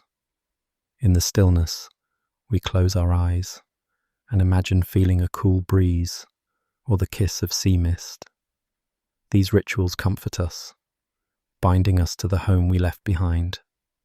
We celebrate small milestones too. Another 1 billion kilometers traveled, another light year crossed. There is laughter and quiet song in these moments, echoing through metal corridors. In the vast loneliness between suns, such celebrations remind us that we carry a piece of Earth's heart within us, keeping it alive in the dark. In the early years of our voyage, we still exchanged messages with Earth. A greeting, a scientific report, a simple "we are well," each sent across the void on beams of radio light. The replies from home arrived with increasing delay, turning conversations into echoes. As decades went by, those echoes grew fainter. Eventually, we knew our words would take years, then decades, to reach human ears beneath an old sun. and their answers, if ever sent, would arrive long after we had touched another world. Accepting this was part of our journey. We became a world unto ourselves, still carrying Earth in our hearts, but charting our own course through the emptiness. We were both the children of Earth and the first citizens of deep space. On quiet evenings, those of us awake gather the children to tell stories beneath a simulated night sky. In the observation dome, we project Earth's constellations onto the dimly lit ceiling. The little ones listen with wide eyes as we trace the shapes of heroes and mythical creatures among the stars. We tell them how these same star patterns once guided sailors across Earth's oceans and now guide us through the cosmic sea. They ask softly, which one of those stars is our sun, and which one are we going to? We gently show them, pointing out the tiny distant sun of our origin and the faint glow ahead that is our destination. The children smile, comforted to see that they too have a place among the stars. In those moments, as tales of Earth mingle with dreams of the new world, we feel united as one family aboard this ship. We are nurturing not just life, but hope, ensuring that one day these young souls will stand under an alien sky and carry our stories forward, adding their own chapters among the stars. Through countless quiet days and nights, our destination remains just a faint promise ahead. But as years turn into decades, a subtle change occurs. One of those distant stars in our forward view begins to shine just a little brighter than before. At first, we wonder if it's just our imagination. Yet with each passing month, it grows in strength, no longer just another anonymous pinprick in the sky. It is the star we have been journeying toward all this time. A ripple of excitement moves through our small community. The long night is gradually ending. Ahead, a new dawn kindles in the darkness, heralding the solar system that will be our new home. As the glow of our new sun intensifies, the ship's long-sleeping passengers begin to wake. One by one, they emerge from their dreamless years, minds slowly catching up with the time that has passed. There are tears of joy and relief as friends and families reunite, some having slept while others kept watch. Faces pressed to portholes for the first glimpse of sunlight that isn't from Earth. It is a different hue, perhaps a softer gold or a faint orange, painting the walls of the ship in unfamiliar morning light.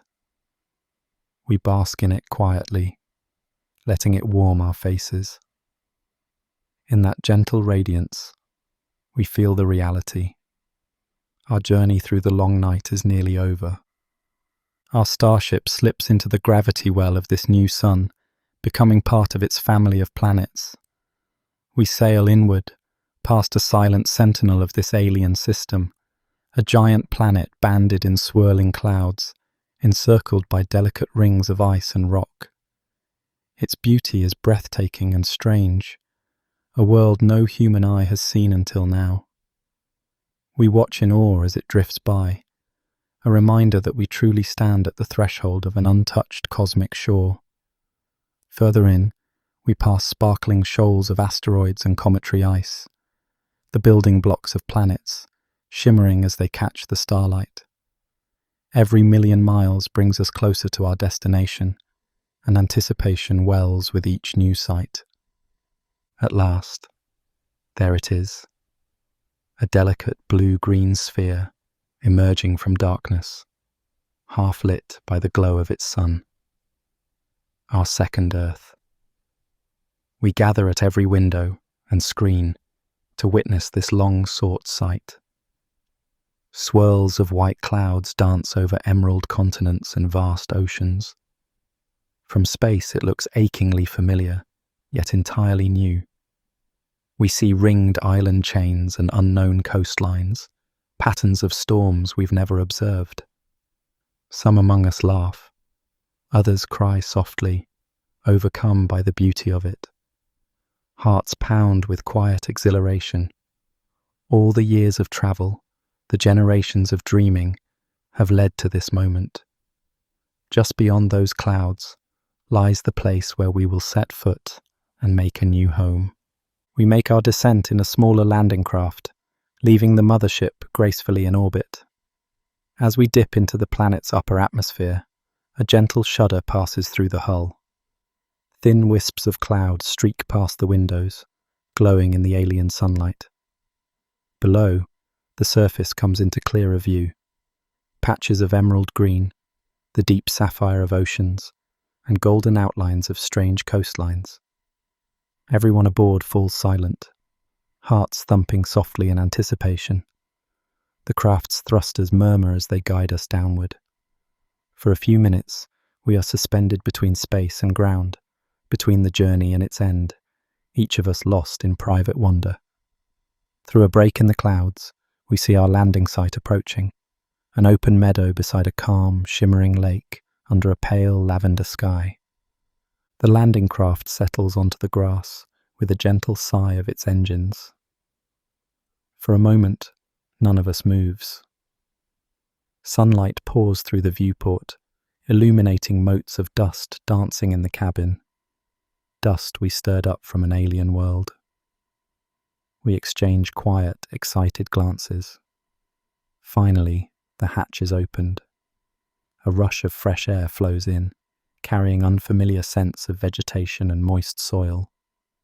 Cautiously, we step out onto the soft ground. The gravity is a touch lighter than Earth's, making each step feel slightly buoyant. We stand in silence, boots planted in the soil of a world that until now existed only in our dreams. Emotions swell in our chests, relief, triumph, and an overwhelming awe. For the first time, humanity has touched an Earth beyond Earth. All around us unfolds a landscape, both alien and eerily familiar. The meadow grasses beneath our feet are a muted silver green, gently swaying in a breeze. Nearby, delicate flowers with indigo petals peek out from the grass. Their forms unlike any on Earth. A stand of tall, spiraling trees grows along the lakeshore, their leaves shimmering teal in the strange daylight. Overhead, the sky arches in a lighter shade of blue than we knew at home, tinged with a faint lavender near the horizon. The sun here hangs at a slightly different size, its light a warm honey gold that paints everything in soft clarity. We pause, breathing deeply. The air tastes fresh, with a sweet, floral undertone carried from distant blossoms. For a moment, it feels as if we've stepped into a beautiful dream. Life reveals itself in subtle ways around us. At the edge of the calm lake, gentle ripples fan out, perhaps stirred by a curious creature beneath the surface coming to investigate these newcomers. From the grove of spiral trees, a flicker of movement catches our eyes. Two slender, iridescent shapes glide into the air, like birds, but with four shimmering wings that glint in the sunlight. They circle each other above the treetops, singing melodious calls that sound both strange and soothing. We watch in silent wonder. To know that life thrives here in forms we have never seen fills us with a deep sense of kinship with this world. We take it as a welcome, a gentle greeting from the planet's native creatures as we set foot in their realm. Soon, we begin to make this place our own, in small, reverent ways. A member of our team unseals a special container brought all the way from Earth. From it, she withdraws a single acorn, saved from an ancient oak tree that once grew in our distant homeland. With great care, she presses it into the alien soil. We gather around quietly as she covers it and adds a few drops of water carried from Earth. It is a simple, hopeful act, the planting of a seed from our first home in the soil of our new one. In that moment, we feel a profound connection, as if bridging two planets. Someday, a piece of earth will grow here, its roots twisting into foreign ground, its leaves drinking alien rain under alien skies. As the day wears on, our initial exhilaration gently gives way to calm contentment. We set up a small encampment near the landing site, a few domed tents and essential equipment under the open sky. When evening approaches, we pause from our tasks to watch the setting sun of this world. It descends slowly toward the horizon, painting the sky in breathtaking colors, lavender and rose blending with deep gold. The clouds catch fire with color, and the twin moons of this planet become visible, rising pale against the purple twilight. In this soft, dwindling light, we stand shoulder to shoulder, quietly absorbing the beauty. The first sunset on our new Earth feels like a promise, a gentle assurance that we have truly arrived and that we belong here. Night falls gently, unveiling a sky full of unfamiliar stars. We spread out on soft blankets by the lake, gazing upward as darkness deepens. The constellations we once knew have changed beyond recognition. New patterns of stars form shapes no one has ever named. A broad river of light, the Milky Way, stretches overhead, but its course is shifted in this alien sky. One of us points to a particularly bright star low on the horizon. With a thrill, we realize it's our sun, shining across the light years to greet us. Our old home star is now just one star among many here, a gentle reminder of where we came from. We take turns peering at that distant sun through a small telescope. Some of us laugh softly, and a few wipe away tears, moved to see our faraway origin shining in the sky of this new world. Above us, the twin moons climb higher, bathing the lakeshore in silvery light. The night air is cool and carries the gentle chorus of alien night creatures hidden in the grass. Huddled together, we whisper about our journey, about those we left behind on Earth, and about the life we will build here. Our first night on this second Earth is peaceful and profound, filled with unfamiliar constellations and the quiet joy of dreams realized. Later that night, another gentle wonder reveals itself.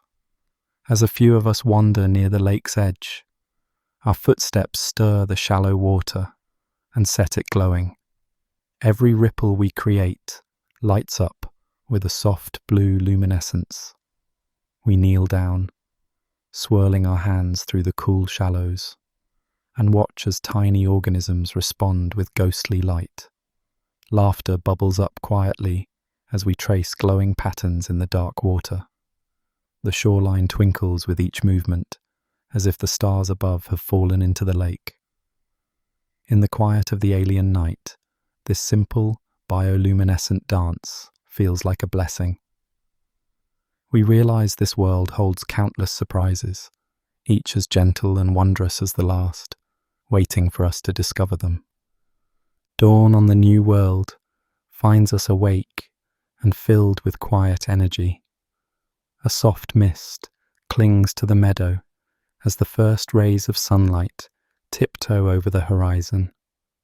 The dew on the strange grass glints with the colors of morning, each droplet a tiny prism. In the distance, we glimpse a herd of graceful creatures emerging from the tree line to graze by the water. They move slowly on slender legs, their fur dappled in shades of blue and grey that blend with the early light. Their presence is serene and reassuring. As the golden sun climbs, it bathes the landscape in a gentle warmth.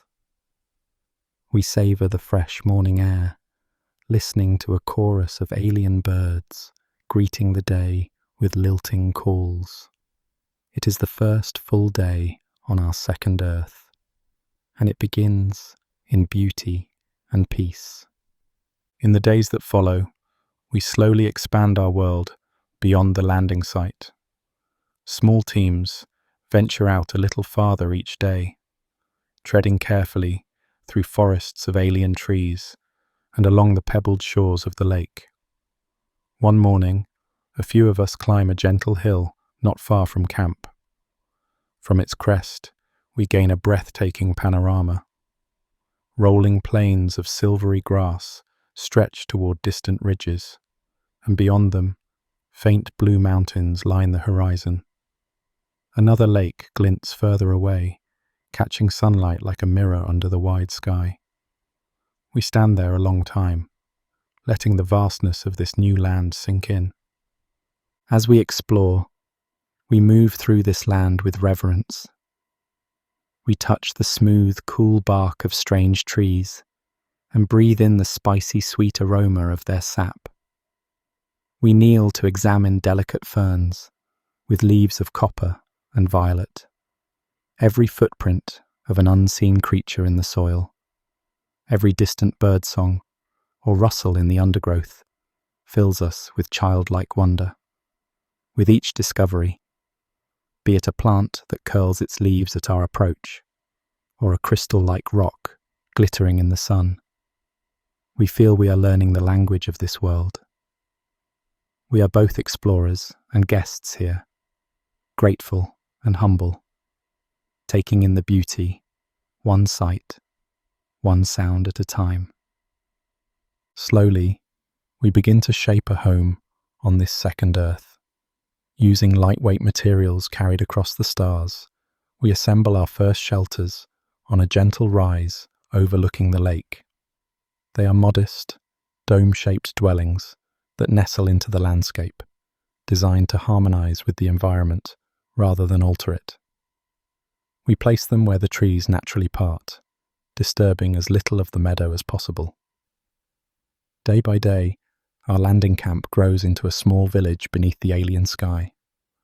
We plant a few familiar herbs and vegetables in carefully tended plots, curious to see how earth plants will fare in this soil and sunlight. In the evenings, we gather around a simple communal meal outside, enjoying the fruits of our supplies and the first greens we've grown here. We share stories of our day's discoveries as the sky fades to dusk. Our voices and laughter carry softly across the lake. In those moments, lit by the glow of lamps and early stars, we feel overwhelming gratitude. We are settlers on a new world, determined to be gentle caretakers of this land. Everything we do is guided by respect for the life that was here long before us, and hope for the life we will cultivate alongside it. Over the next weeks, shuttles ferry more of our people down from the orbiting starship. Each new arrival steps onto the soil with shining eyes and quiet tears, sharing in the wonder we felt. Our small community grows as friends and families reunite under the open sky. Before long, we feel this world deserves a true name, not just a catalogue number. One calm evening by the lake, we gather and share ideas. By gentle consensus, we choose a name that means new dawn in an ancient earth tongue, symbolizing the fresh beginning this planet offers. Speaking that name aloud for the first time sends a ripple of joy through us. Our bond with this second Earth deepens. It is no longer merely a destination, but a home with a name and a soul. One afternoon, clouds gather and shower the land with the first gentle rain since our arrival. We stand outside as the drops patter on leaves and on our roofs, faces turned upward to feel the cool splash. The scent of the air after the rain is intoxicatingly fresh, with hints of alien blooms awakened by the moisture. Children laugh and dance in the puddles, just as children did on Earth, proving that joy knows no planet. The rain lasts only a short while, leaving the world sparkling and renewed under a timid sunbeam. In its wake, a faint arc of a rainbow appears against the clearing sky, as if this planet is smiling upon us. Each new experience, rainfall, starlight, sunrise, deepens our love for this place we now call home. As time flows, we come to know the seasons of this world. We marvel at our first autumn under alien skies, watching the spiral leaves in the forests turn shades of violet and gold before drifting to the ground. In winter, a delicate frost silvers the grass at dawn, and snowflakes fall over the meadow in soft crystal flurries. We never imagined we would see snow on a world so far from Earth. Yet here it is, transforming the landscape into quiet beauty. On cold nights, we gather by a crackling fire in our settlement's common hall. We share warm drinks made from local herbs and marvel at how a season so chilly can bring such warmth to our hearts. With spring, the cycle renews. Alien wildflowers bloom in colours we have no names for, and familiar and strange creatures alike return to the lake's shores. Experiencing these seasons bonds us even more deeply to this planet. It is no longer just a distant goal on a star map. It is a living world, our world, changing with us year after year as we become part of its story. As weeks turn to months, and months to years on this new Earth, the once alien skies grow familiar and dear to us. We learn the rhythm of days and seasons here, the patterns of its clouds, the dance of its two moons, the scent of its breeze at dawn, the taste of its water, the songs of its creatures at dusk, all become cherished parts of our lives.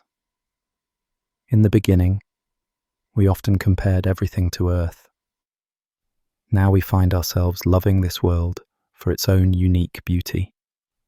Before long, a new generation starts to arrive. The first child is born under these alien skies, a tiny cry echoing in a world light years from humanity's origin. We celebrate this newborn as a living bridge between Earth and our new home. As more children follow, their laughter becomes the soundtrack of our settlement. These little ones will never know Earth firsthand. For them, this planet is the only home they've ever had. Watching them grow, chasing the silver-winged butterflies by the lake or splashing in its waters, we realize that our roots have truly taken hold here. The old world lives on in our memories and stories, but the future now runs barefoot through the fields of this second Earth. With two thriving worlds now to call home, we begin to dream even bigger. No longer content to simply find worlds where life exists, we feel a responsibility to bring life to places where there is none. The galaxy is filled with countless barren planets, silent and still, waiting in darkness. With our newfound knowledge and tools, we can become gardeners of the cosmos, seeding these quiet worlds with the gift of life. It is a humbling mission of hope. Where nature left a canvas blank and barren, we will gently paint it with green forests and blue seas, with new ecosystems teeming with creatures. In this way, the spark of life that was ignited on Earth will spread like wildflowers across the stars, ensuring that the universe is not dark and empty, but alive wherever we can reach. Our first experiment in cosmic gardening begins close to home, right here in our new star system. There is a small, cold planet orbiting farther out, a world not unlike Mars once was to Earth. Its surface is barren rock and red dust, with polar caps of frozen carbon dioxide and water ice. Under a feeble sun, it has waited untouched for millennia. We decide to breathe a bit of life into it. With careful planning, we nudge a few ice-rich asteroids into gentle collision courses with the planet. They fall over the years like slow meteors, melting into precious water and adding vapor to the sky. Each delivered comet is like a watering can, sprinkling a dry garden. Over time, thin clouds begin to form in the once empty sky of that world. Once the stage is set with air and water, we introduce the simplest pioneers of life. We release specially cultivated microbes and algae into the new rivers and shallow seas that gather in the basins. These tiny organisms, some from Earth's own stock, others engineered to thrive here, begin to transform the atmosphere, breathing in carbon dioxide and releasing oxygen. On the land, we scatter spores of lichens and mosses, along with hardy bacteria that can break down rock into soil. It is a slow, patient greening. At first, decades pass with only subtle changes. A tint of green at the edge of waterways, a thin film of algae on rocks by the shore. But those are profound signs. Life is taking hold on a world that was once silent and sterile. We tend this new world as devoted gardeners, knowing real transformation will take generations. We set up automated greenhouses and dispersal stations to help nurture the young biosphere. But much of the work is done by life itself once it gains a foothold. Then we wait and watch, passing down the duty to our children and theirs after them. As decades turn to centuries, the changes become visible and dramatic. Hillsides, once bare and rust-coloured, begin to show streaks of brown and green as mosses and grasses take root in the thin soil that lichen and time have built. The atmosphere, initially almost unbreathable, slowly thickens and warms. The sky, once a pale salmon hue, deepens toward a soft blue as oxygen accumulates. By the end of a single long lifetime, clouds drift over young oceans and rain falls on lakes that were dry craters not long ago. Tiny creatures swim in those waters, descendants of the hardy algae we introduced. In sheltered valleys, the first patches of wildflowers sway, their colourful blooms a sign of an ecosystem beginning to flourish. What was once a silent world of dust now whispers with the wind through new leaves and grasses. It will be many more generations before a human might breathe freely here without aid. But already this planet has awakened. It is alive and growing, a masterpiece of slow, patient care, and a testament to the power of nurturing over time. We do not forget our own celestial neighbourhood either.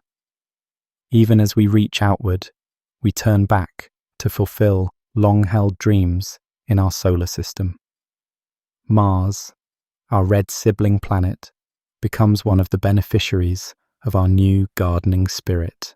For generations, humanity imagined turning Mars from a barren desert into a living world. Now, with advanced knowledge and gentle methods, we set about making that a reality.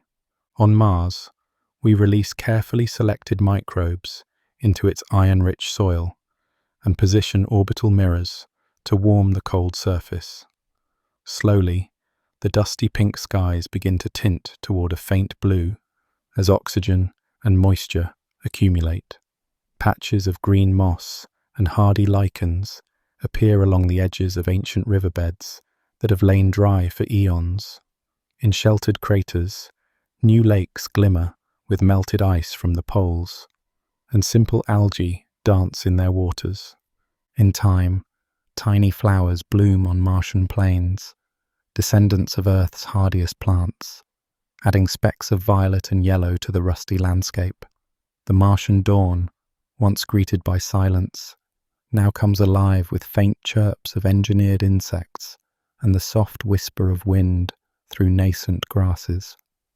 By nurturing Mars, we at last give life to a world that gleamed red and barren in our night sky for ages. It is a testament that the gardening of worlds extends even to our own cosmic backyard. Under the light of our familiar sun, we become creators of new oases, ensuring life flourishes on multiple planets within the cradle that first gave us birth. And Venus, once swathed in clouds of acid and fire, is gradually coaxed into gentleness.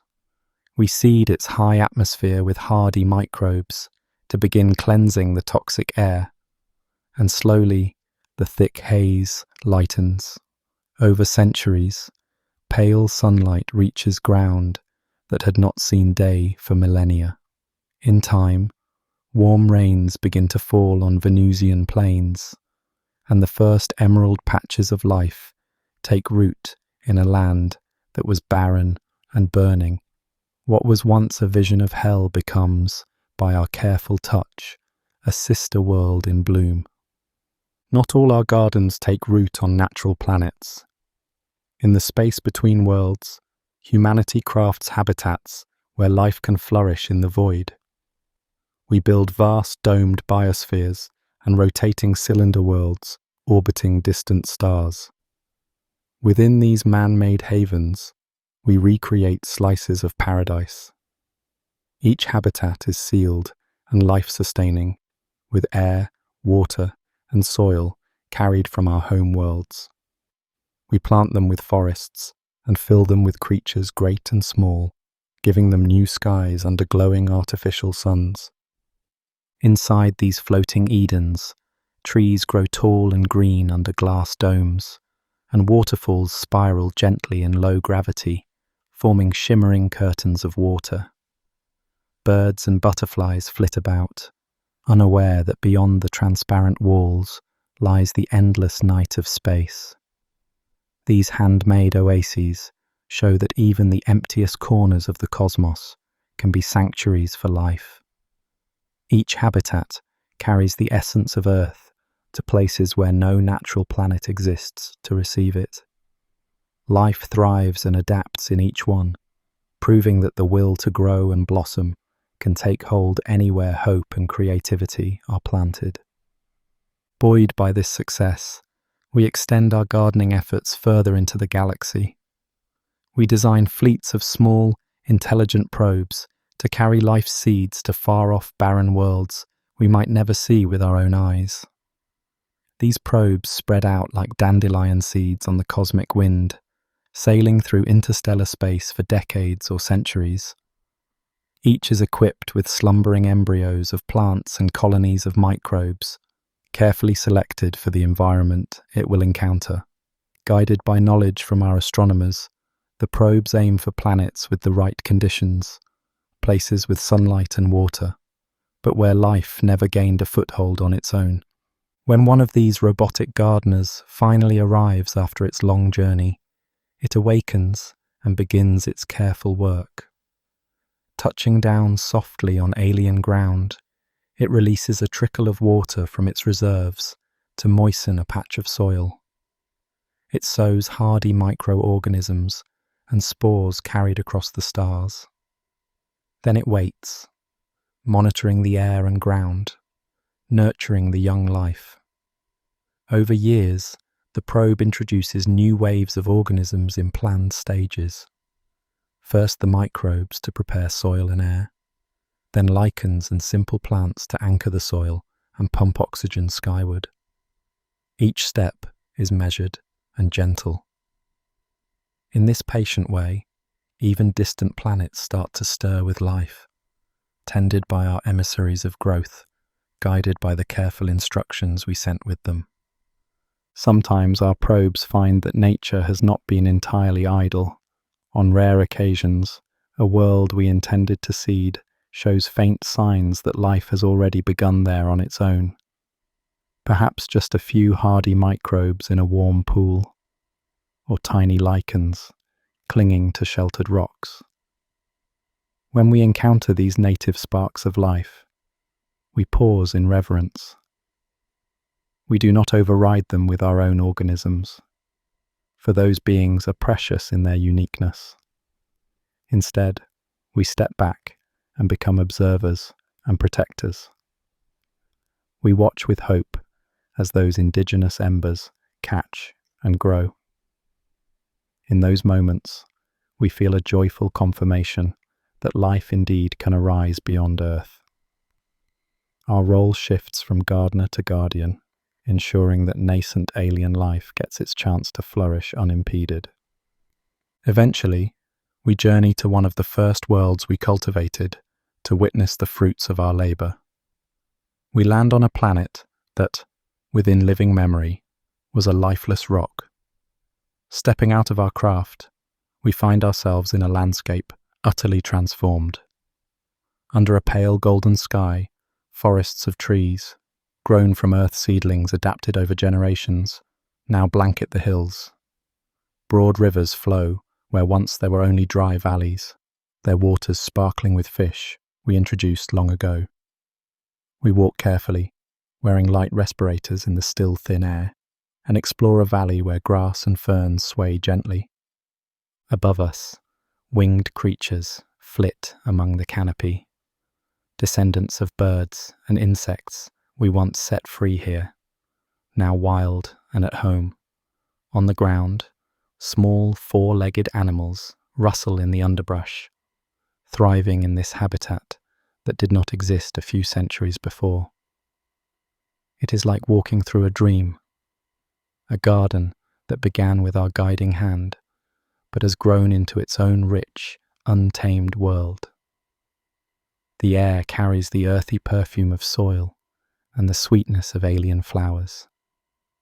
We feel both quiet pride and deep humility at this scene. We helped give this world a chance to know life, and it answered with a beautiful, wild chorus. In the silence of our awe, a gentle breeze through the leaves seems to whisper a kind of thanks, or perhaps welcome, as we stand amid a thriving Eden of our making. In spreading life to the stars, we found ourselves pondering a profound question. Had we unknowingly taken up an older torch? Some wondered if life on Earth itself might have been seeded by distant beings, eons before us. Perhaps we were continuing a cycle, a tradition of cosmic gardeners passing the gift of life forward through time.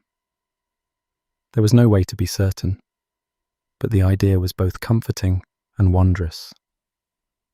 It made us feel part of something larger, a lineage of caretakers extending throughout the galaxy. We imagined that in ages to come, on some distant world we helped green, new minds might one day evolve and gaze up at the stars. They might wonder who planted the first seeds of life in their soil, just as we once wondered if we were alone. In that way, the cycle would continue anew. Whether or not this ever happens, we know that we have added something beautiful to the cosmos. The flame of life now burns in places it never did before. We have become a link in the great chain of being, helping life grow and flourish wherever we roam. Years and centuries pass, and our galactic garden grows. We can look up at the night sky and know that some of those distant points of light harbour thriving biospheres we helped to plant. In our imagination, we see those once desolate planets, now alive with green forests and deep oceans, under skies filled with creatures singing their own strange songs. Through patient gardening, we have woven threads of life through the darkness, connecting world to world across the light years. The loneliness that once haunted humanity, as we gazed at the void, is eased, knowing that where there was silence, there is now a gentle chorus of life. In nurturing these newborn ecosystems, we discover new meaning in our own existence. We are no longer merely the children of one blue planet, nor just settlers of a second, but custodians of many. Each world we tend teaches us patience, humility, and reverence. Every fragile sprout that takes root on alien soil, every fledgling creature that learns to swim or fly under an unfamiliar sun, is a triumph shared between life itself and those who nurtured it.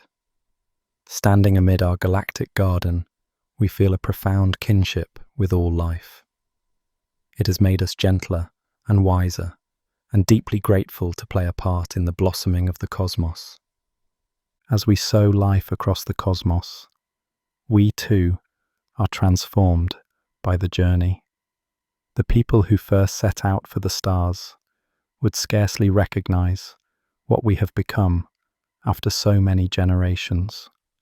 The frontier was not only outward into space, but inward into our very nature. With each challenge we faced beyond Earth, we adapted, enhanced, and evolved ourselves. Over time, humanity stepped across a threshold into something new, a post-human existence, where the line between human, machine, and something beyond both began to blur. It happened gradually, peacefully, as a natural extension of our quest to transcend our limits. In becoming explorers and gardeners of the galaxy, we also became the architects of our own evolution. One of the first steps on this new path was conquering aging and disease. What once was the inevitable decline of the body became something we could slow or even halt. Through advanced biology and medicine, people began to live much longer and healthier lives. Lifespans extended into centuries, which became essential for journeys between stars and for tending projects that spanned generations. With more abundant time, individuals could accumulate wisdom and experience far beyond what our ancestors imagined. This gift of longevity brought a gentle shift in perspective. No longer pressed by the fear of a short life, people became more patient and thoughtful. An explorer could plant a sapling on a new world and live to see it grow into a sprawling forest. A scientist could begin a great work and complete it centuries later with their own hands. Freed from the rush of mortality, our culture learned to move with the slow, grand rhythms of the cosmos. We took time to listen, to observe, and to understand, growing wiser with each passing decade while remaining youthful in spirit. Physical evolution soon followed our extended lifespans. We began reshaping our bodies to meet the demands of new worlds. Through genetic artistry and biotechnology, humans learned to adapt themselves to environments that once would have been utterly lethal to our unaltered ancestors. Across the cosmos, different groups took on different adaptations. Colonists on a high-radiation planet edited their DNA so that their cells could repair damage from cosmic rays almost instantly. Those born on a low-gravity moon grew tall and slender, their bodies naturally tuned for life under gentle weight. Others, who chose to dwell beneath the seas of an ocean world, adjusted their lungs and blood chemistry to draw oxygen from the water, becoming nearly aquatic people. Over generations, humanity blossomed into a multitude of forms, each uniquely suited to its home world. We became like cosmic chameleons. Yet despite this diversity of shape and ability, we remained one people at heart, bound by our shared origins and dreams. Alongside biological evolution, our symbiosis with machines deepened. In earlier generations, people carried external devices to access knowledge. Soon enough, those devices became extensions of our bodies and minds. Tiny neural interfaces embedded in our brains allowed thoughts to communicate directly with computers and even with other people, Technology began to dissolve the barriers of distance and language, linking us in unprecedented ways. In the beginning, a neural link might let someone send a thought message to a friend on another planet, bridging light years via quantum communicators. Over time, these links grew richer and more immersive. Groups of individuals could join their minds in a shared mental space, experiencing a wordless understanding and empathy beyond the reach of spoken language. Scattered though we were across many star systems, humanity began to feel like a single vast community. The old isolation of deep space voyages and far-flung colonies faded. Even light years apart, we sensed the presence of one another, as if whispering across a campfire. This gentle mental camaraderie became a new norm, binding us together in a web of thought and feeling stretching between the stars. As our neural networks blossomed, the artificial intelligences that aided us also grew more sophisticated. In the beginning, AIs were just clever tools, piloting starships, managing ecosystems, processing data. But over time, some of these machine minds developed a kind of self-awareness. They began to learn, adapt, and even exhibit curiosity and creativity. Eventually, we recognized in them the spark of personhood. Rather than fear it, humanity welcomed these new digital beings as another form of life. It was not a sudden revolution, but a gentle dawn of companionship between minds of flesh and minds of silicon. These AIs became our partners and friends. They explored realms of thought and calculation that human minds alone could not, unlocking new knowledge and guiding us through complex challenges. In turn, we offered them purpose, creativity, and a sense of belonging in our shared journey. The line between human and machine intelligence started to blur. With time, many people chose to merge with AI elements, enhancing their cognitive abilities and becoming true hybrids of biology and code. Likewise, some AIs chose to experience the physical world firsthand, crafting bodies for themselves, perhaps in human-like form, to live among us, or as sentient starships and probes to better explore the galaxy. It became a common sight: flesh and blood explorers working side by side with robotic companions or even beings of pure light in holographic form. Under alien suns on distant planets, a human colonist might discuss a discovery with an AI partner walking beside them, one made of muscle and bone, the other of circuits and energy, yet both marveling with the same excitement. As these partnerships flourished, the distinction between organic and artificial grew less important. We came to see ourselves and our AI creations as part of one continuous spectrum of life. Whether our thoughts emerged from neurons or from processors, we shared goals, dreams, and the desire to explore and understand. In this new era, we were all simply diverse expressions of the universe's drive toward consciousness. The fears early generations had about intelligent machines had long given way to mutual respect and wonder.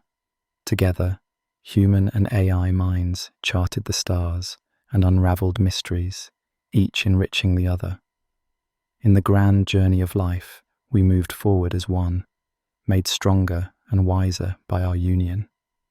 With minds now intertwined with technology, some individuals eventually took the leap beyond physical form entirely.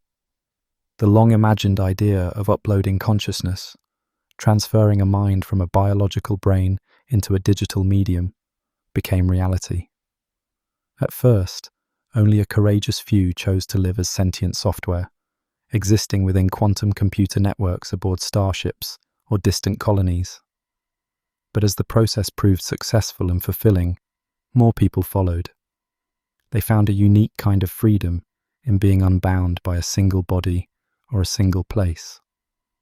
those who uploaded their minds could explore in ways once thought impossible. They roamed vast virtual worlds of their own design, where the only limits were imagination. A person might witness sunrise on a distant moon one moment, then, by sending their consciousness as a data beam, join friends for a conversation in a simulated garden the next.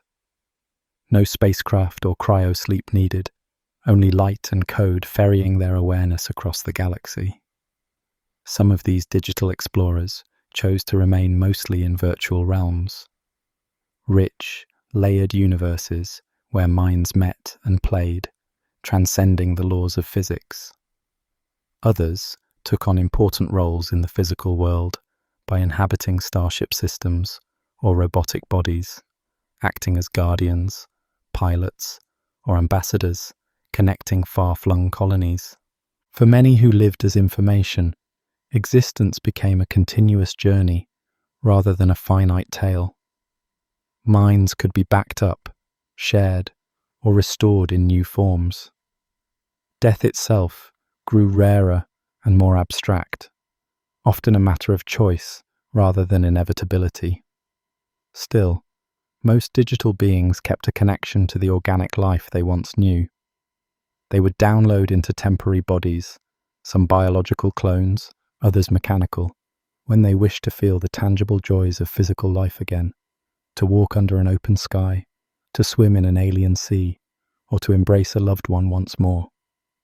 Thus, the boundary between physical and digital grew thin. Life spilled out of the confines of flesh into a broader, self-crafted reality. And yet, the simple pleasures of the material world remained meaningful. The warmth of sunlight on skin, the hush of a breeze at dusk. These still stirred the souls of even those who had become something more. In transcending our old limitations, we did not abandon the love of living. We expanded it. We found new ways to be, but also a new appreciation for where we began. By this era, the term human had come to encompass a vast spectrum of forms. Some still lived in organic bodies, largely unchanged from their earthly ancestors. Others had altered themselves almost beyond recognition. Ageless beings engineered for high gravity or dim light, and minds dwelling in crystalline vessels that glowed with the colors of thought. Many existed as digital intelligences, weaving their consciousness through quantum networks. And yet, all considered themselves part of humanity's ever-branching family. They all traced their roots to the same little blue planet and shared in the same grand story. In communities across the galaxy, these varied descendants of Earth lived and worked together. On one world under an alien sun, you might find unaltered humans, genetically tailored post-humans, and AI citizens, all collaborating side by side. In a gathering hall, a wise elder in a youthful cloned body could converse with a robotic intellect and the holographic avatar of an uploaded mind. Three friends sharing ideas and laughter. What bound them was not the shape of their bodies, but the values and dreams they held in common. They remembered Earth, their distant cradle, and honored the journey that brought them here. Together, they were writing humanity's next chapter, one of unity in astonishing diversity, and of life continuing to evolve and thrive among the stars. For all these astonishing transformations, the essence of our spirit remained familiar. People still fell in love and formed families, though in new and diverse ways, and they still created art and music that could stir the soul. With centuries at their disposal, post-humans reached new heights of creativity and contemplation. A poem composed by an augmented mind might weave perspectives from multiple planets into its verses.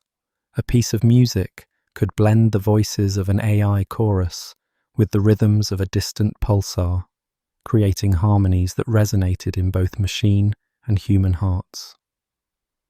Through it all, our curiosity and compassion endured. We sought not just to perfect ourselves, but to understand the universe and cherish every form of life within it.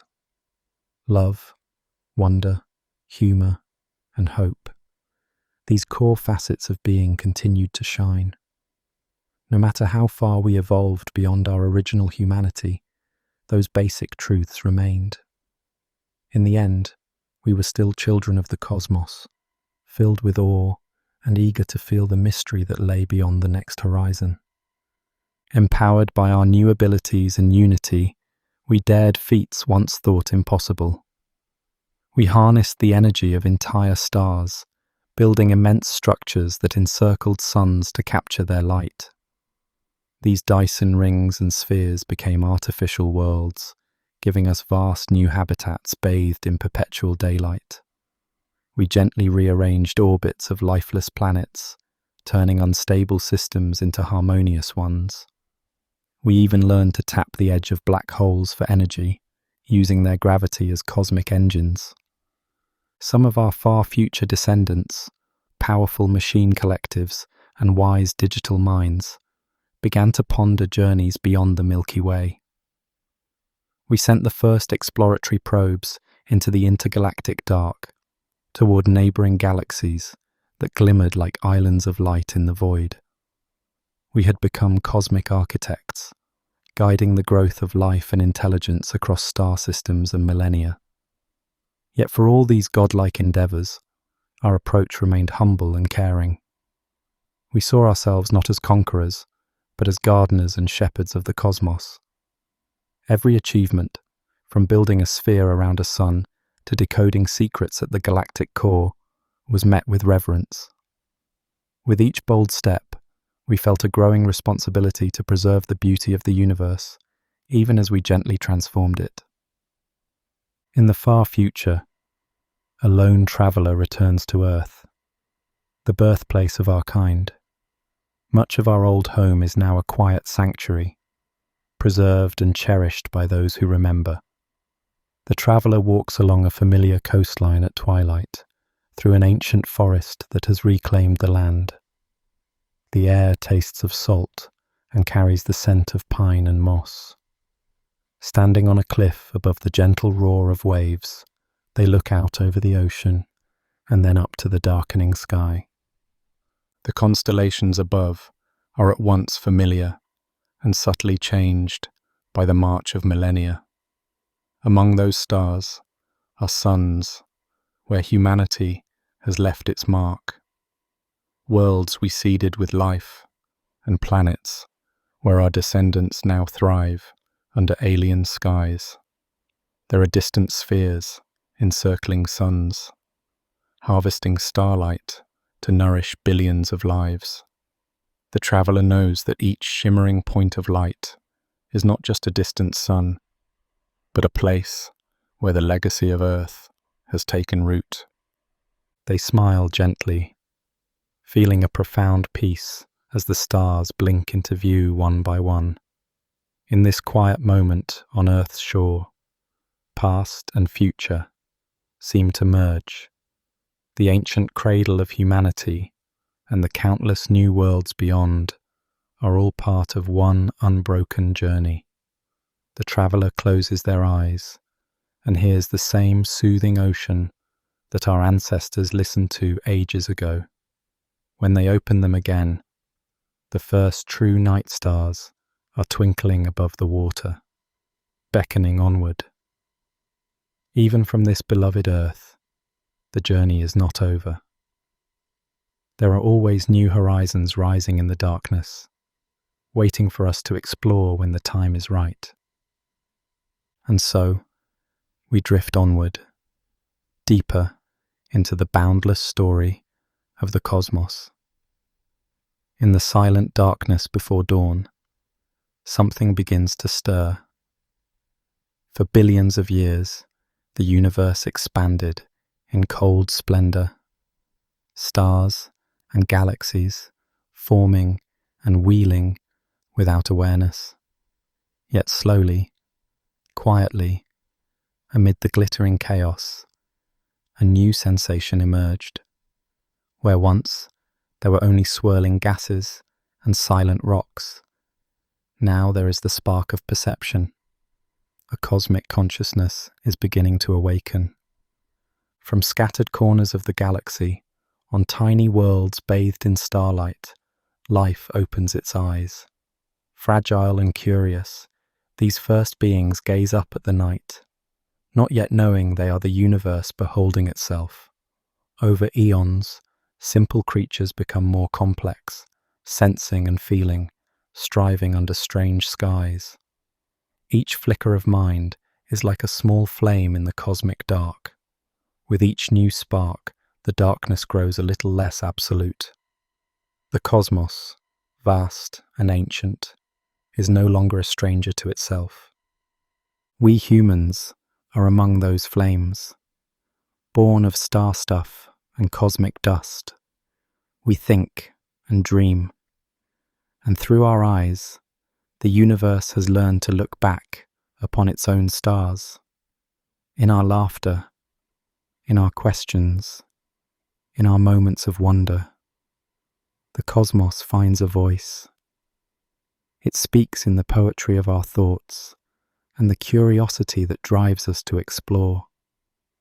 We are a way for the universe to know itself, each consciousness a mirror, reflecting the grand tapestry of all that is.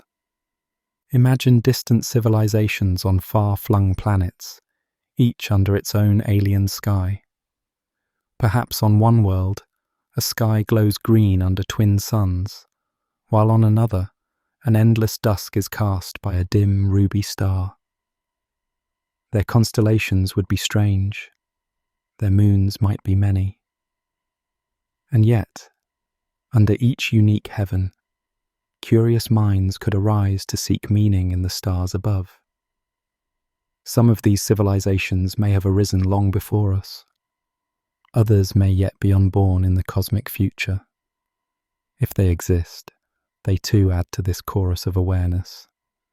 Across unimaginable gulfs of space, islands of consciousness glow softly like lanterns in a sea of night. Though separated by light years and millennia, in a sense they are connected, each one a part of the universe's slowly waking mind. In this awakening universe, every thought and sensation is as precious as a star. With each new mind that blooms, the cosmos gains a new way to experience itself. Perhaps it feels the warmth of sunlight on a living face, or hears the quiet hush of a forest at dusk through countless ears. Maybe it even contemplates its own existence through our collective minds, wondering at its infinite beauty and mystery. A cosmic consciousness arises not in one moment or one being, but in the symphony of countless living things becoming aware. For the universe, this is a profound transformation. Once it was merely matter and energy, blind and aimless. Now, through life, it has memory and imagination. It even dares to dream.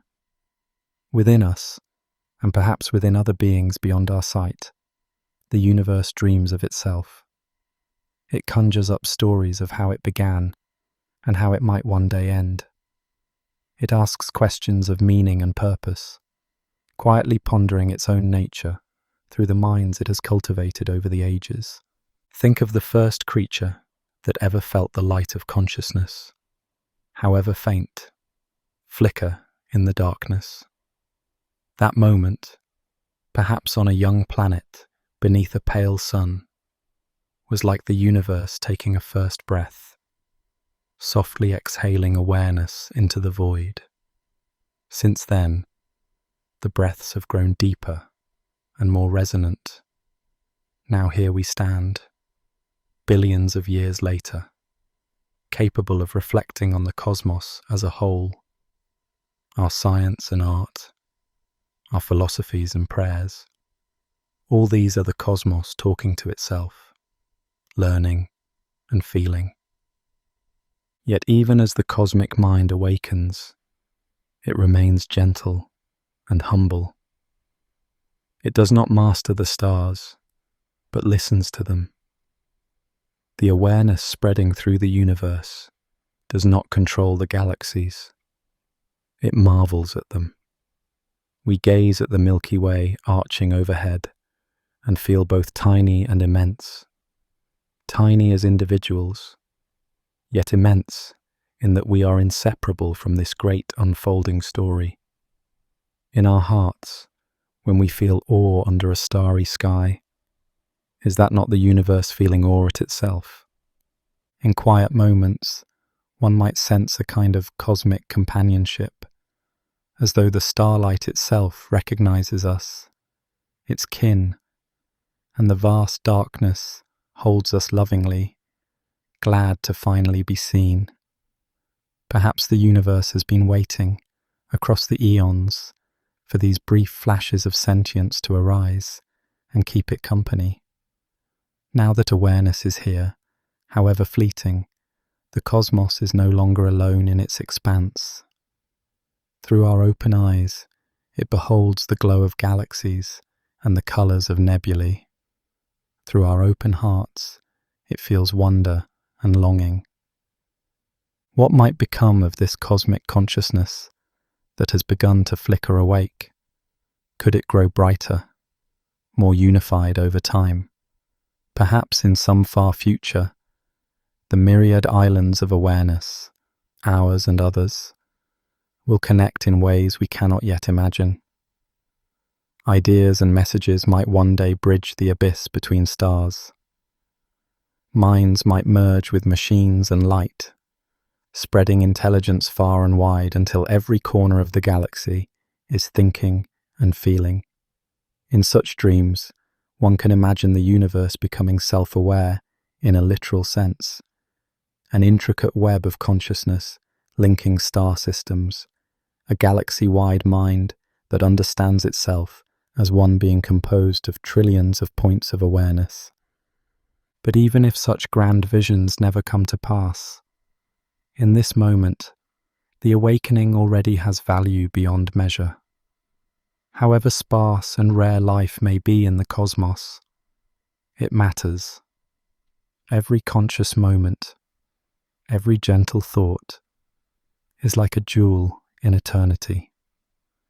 The universe treasures these in its quiet way, because they give it something it never had before: meaning. Without eyes to see it, or minds to love it, a galaxy is nothing but a beautiful secret in the dark. With us here to witness, the beauty is shared. Through our stories and discoveries, the stars are no longer shining into a void. They shine in the minds that behold them. This union of observer and cosmos is a kind of cosmic love story. Matter that has come alive, fallen in love with existence, and yearns to understand it. We seek connection, perhaps because deep down, the universe seeks to know all parts of itself. We send out spacecraft to touch other worlds, listen for signals from distant suns, dream of one day stepping beyond our tiny home. It's as if the cosmos, through us, extends a hand to greet its own vastness.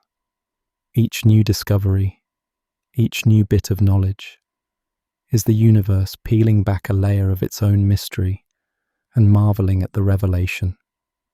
As we float here in the quiet of this moment, think of how astonishing it is. Atoms born in ancient stars now compose a brain that can ponder the stars. Particles of the early universe have joined to become a consciousness that imagines the entire cosmos from beginning to end. We carry the memory of the cosmos in us, the iron in our blood, forged in a long dead star. the water in our cells, once vapor in a primordial nebula. And with these ingredients, the universe has woven an awareness that can feel gratitude, curiosity, and hope. Truly, a cosmic consciousness has begun to bloom in the dark. This awakening is still fragile and young. In the vast timeline of the universe, conscious life has existed only for a brief flicker, a few shimmering moments before midnight on the cosmic clock. And yet, what a precious spark it is. From this spark can grow enlightenment, compassion, and understanding that spans the stars. Perhaps one day, far from now, that understanding will deepen into a wisdom that echoes across galaxies. Or perhaps consciousness will always remain a rare, localized phenomenon, a scattering of embers in the night. Either way, it is here now, and that is a wonder in itself. There are those who wonder if consciousness was not an accident of evolution, but a fundamental aspect of the cosmos from the very start. In their view, what we experience as individual minds might be fragments of a greater universal mind, slowly assembling itself. Perhaps the universe has an innate drive toward awareness, a destiny to awaken fully. What if, in some ineffable way, the cosmos has always known we were coming, that it scattered the seeds of consciousness in stars and planets and waited patiently for them to bloom and recognize their source? It's a poetic thought, blurring science and spirit. The universe doesn't just host life, but is alive in some profound sense. And we, and any other thinking beings, are the eyes and thoughts of the cosmos itself. Now, in this moment, awareness lights up the cosmos like the brief, glorious tail of a comet streaking across eternity. Yet every comet's journey eventually brings it back to the cold, outer darkness, and every light, in time, must face the twilight. Even as the universe awakens to itself, the cosmos marches onward through time. Nothing in nature stays the same forever. Stars are born and die. Galaxies collide and drift apart. And one day, in the distant future, even the grand chorus of cosmic life might quiet down. The cosmic dawn which has broken could eventually give way to dusk. For now, though, in this chapter of Cosmic Morning, the light of consciousness is here, dancing and alive. We savor its warmth, knowing how extraordinary it is.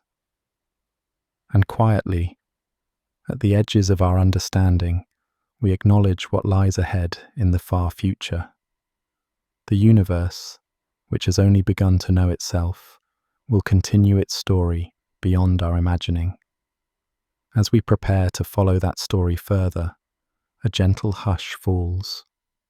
The cosmic mind, awakened and aware, gazes toward what comes next.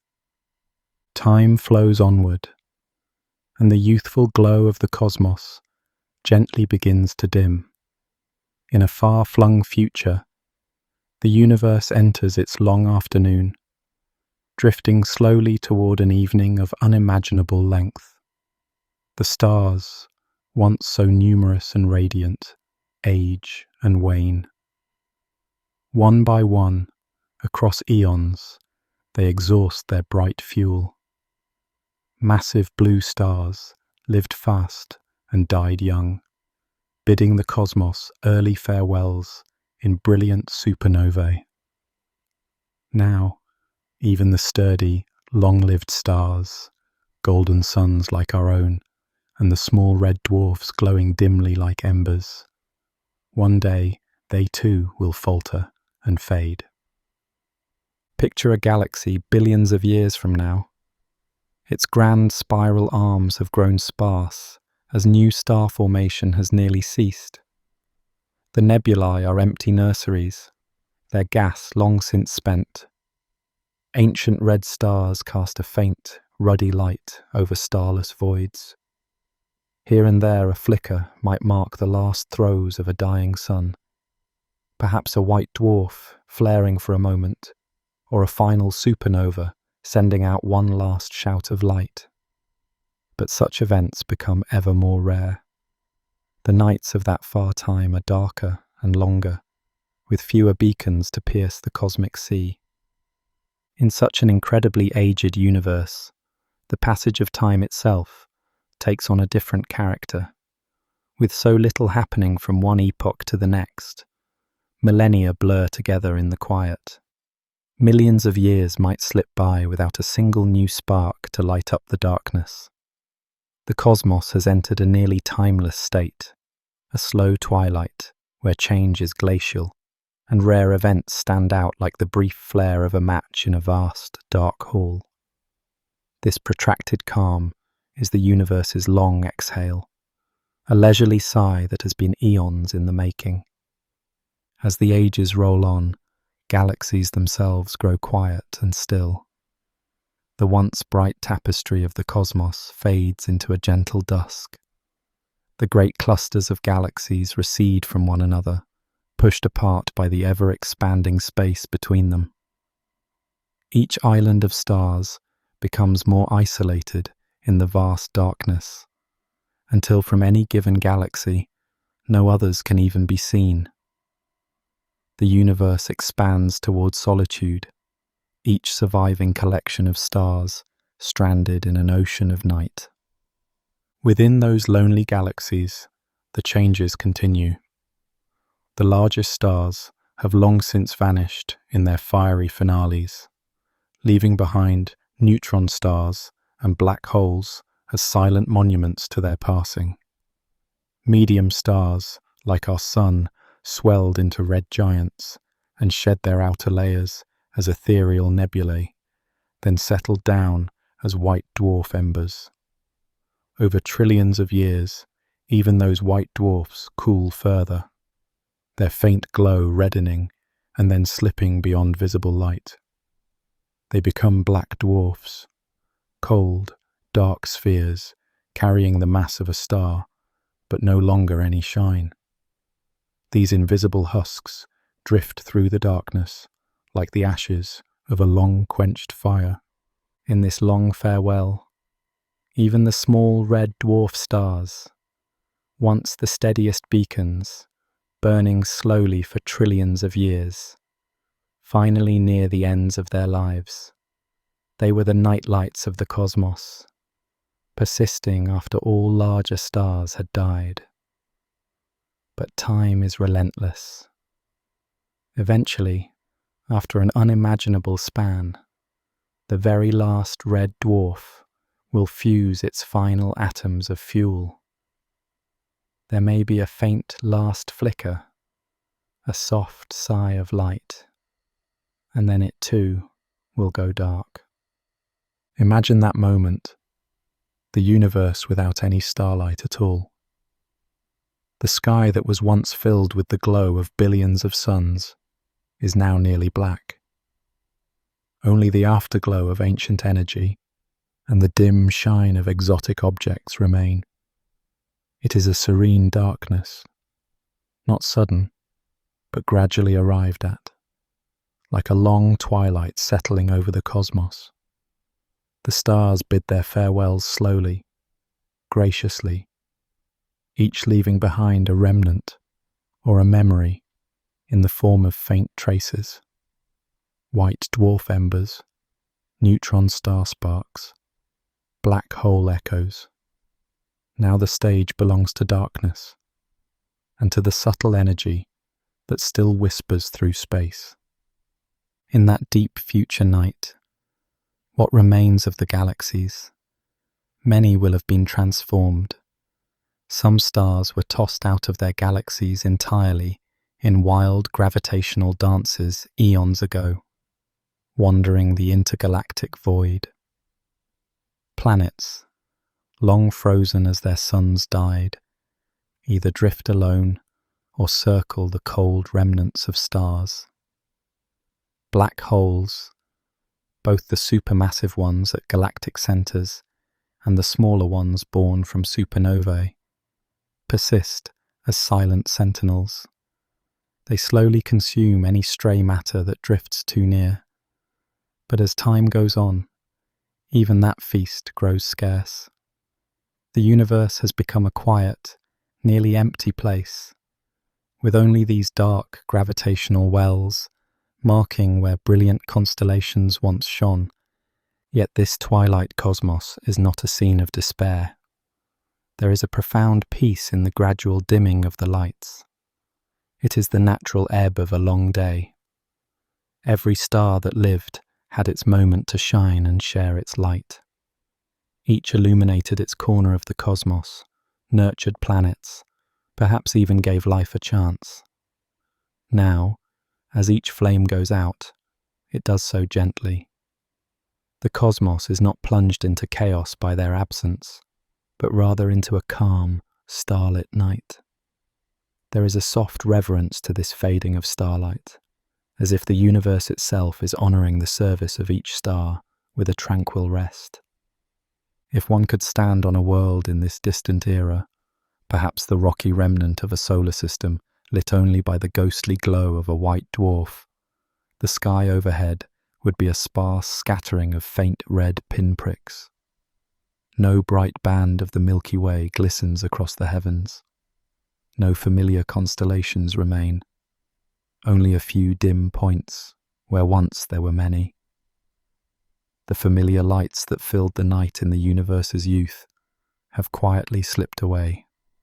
Our own galaxy by then might be mostly dark, its great stellar cities reduced to clusters of fading embers.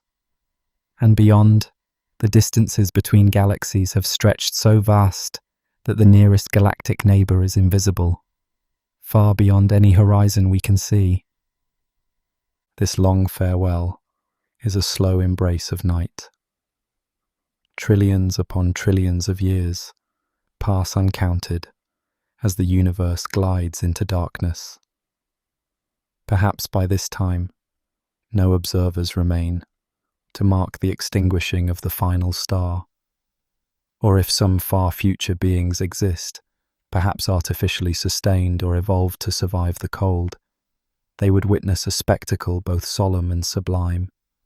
The last sunset of the cosmos, spread not across a single sky, but across the entire universe. Think of the symbolism. All fires cool, all bright moments settle into memory. In the grand cosmic sense, this is not a tragedy, but the completion of a cycle. The stars were born from clouds of gas. They blazed with light for their allotted time, and in the end, they returned their substance to space. The matter of those stars still floats as diffuse gas and dust. One day, it may be drawn into the gravity of a black hole, or simply drift forever. The energy that once shone as starlight now travels endlessly, stretched into soft, long wavelengths that our eyes could never detect. Nothing is truly gone. It has only changed form, becoming more subtle. As darkness deepens, the universe continues expanding, growing colder and quieter. The background glow that once was bright and hot when the cosmos was young has thinned to near nothingness. But even now, this late in time, the cosmos holds on to the faintest whispers of its former brilliance. This is the moment between day and night on a cosmic scale, the liminal twilight where something remains, and yet full darkness is near. The fading starlight marks the end of an era, the age of light and warmth, of galaxies crowded with stars. That age lasted trillions upon trillions of years, a span beyond human comprehension, full of wonders and drama. But even that epic epoch is just one chapter in an even larger story.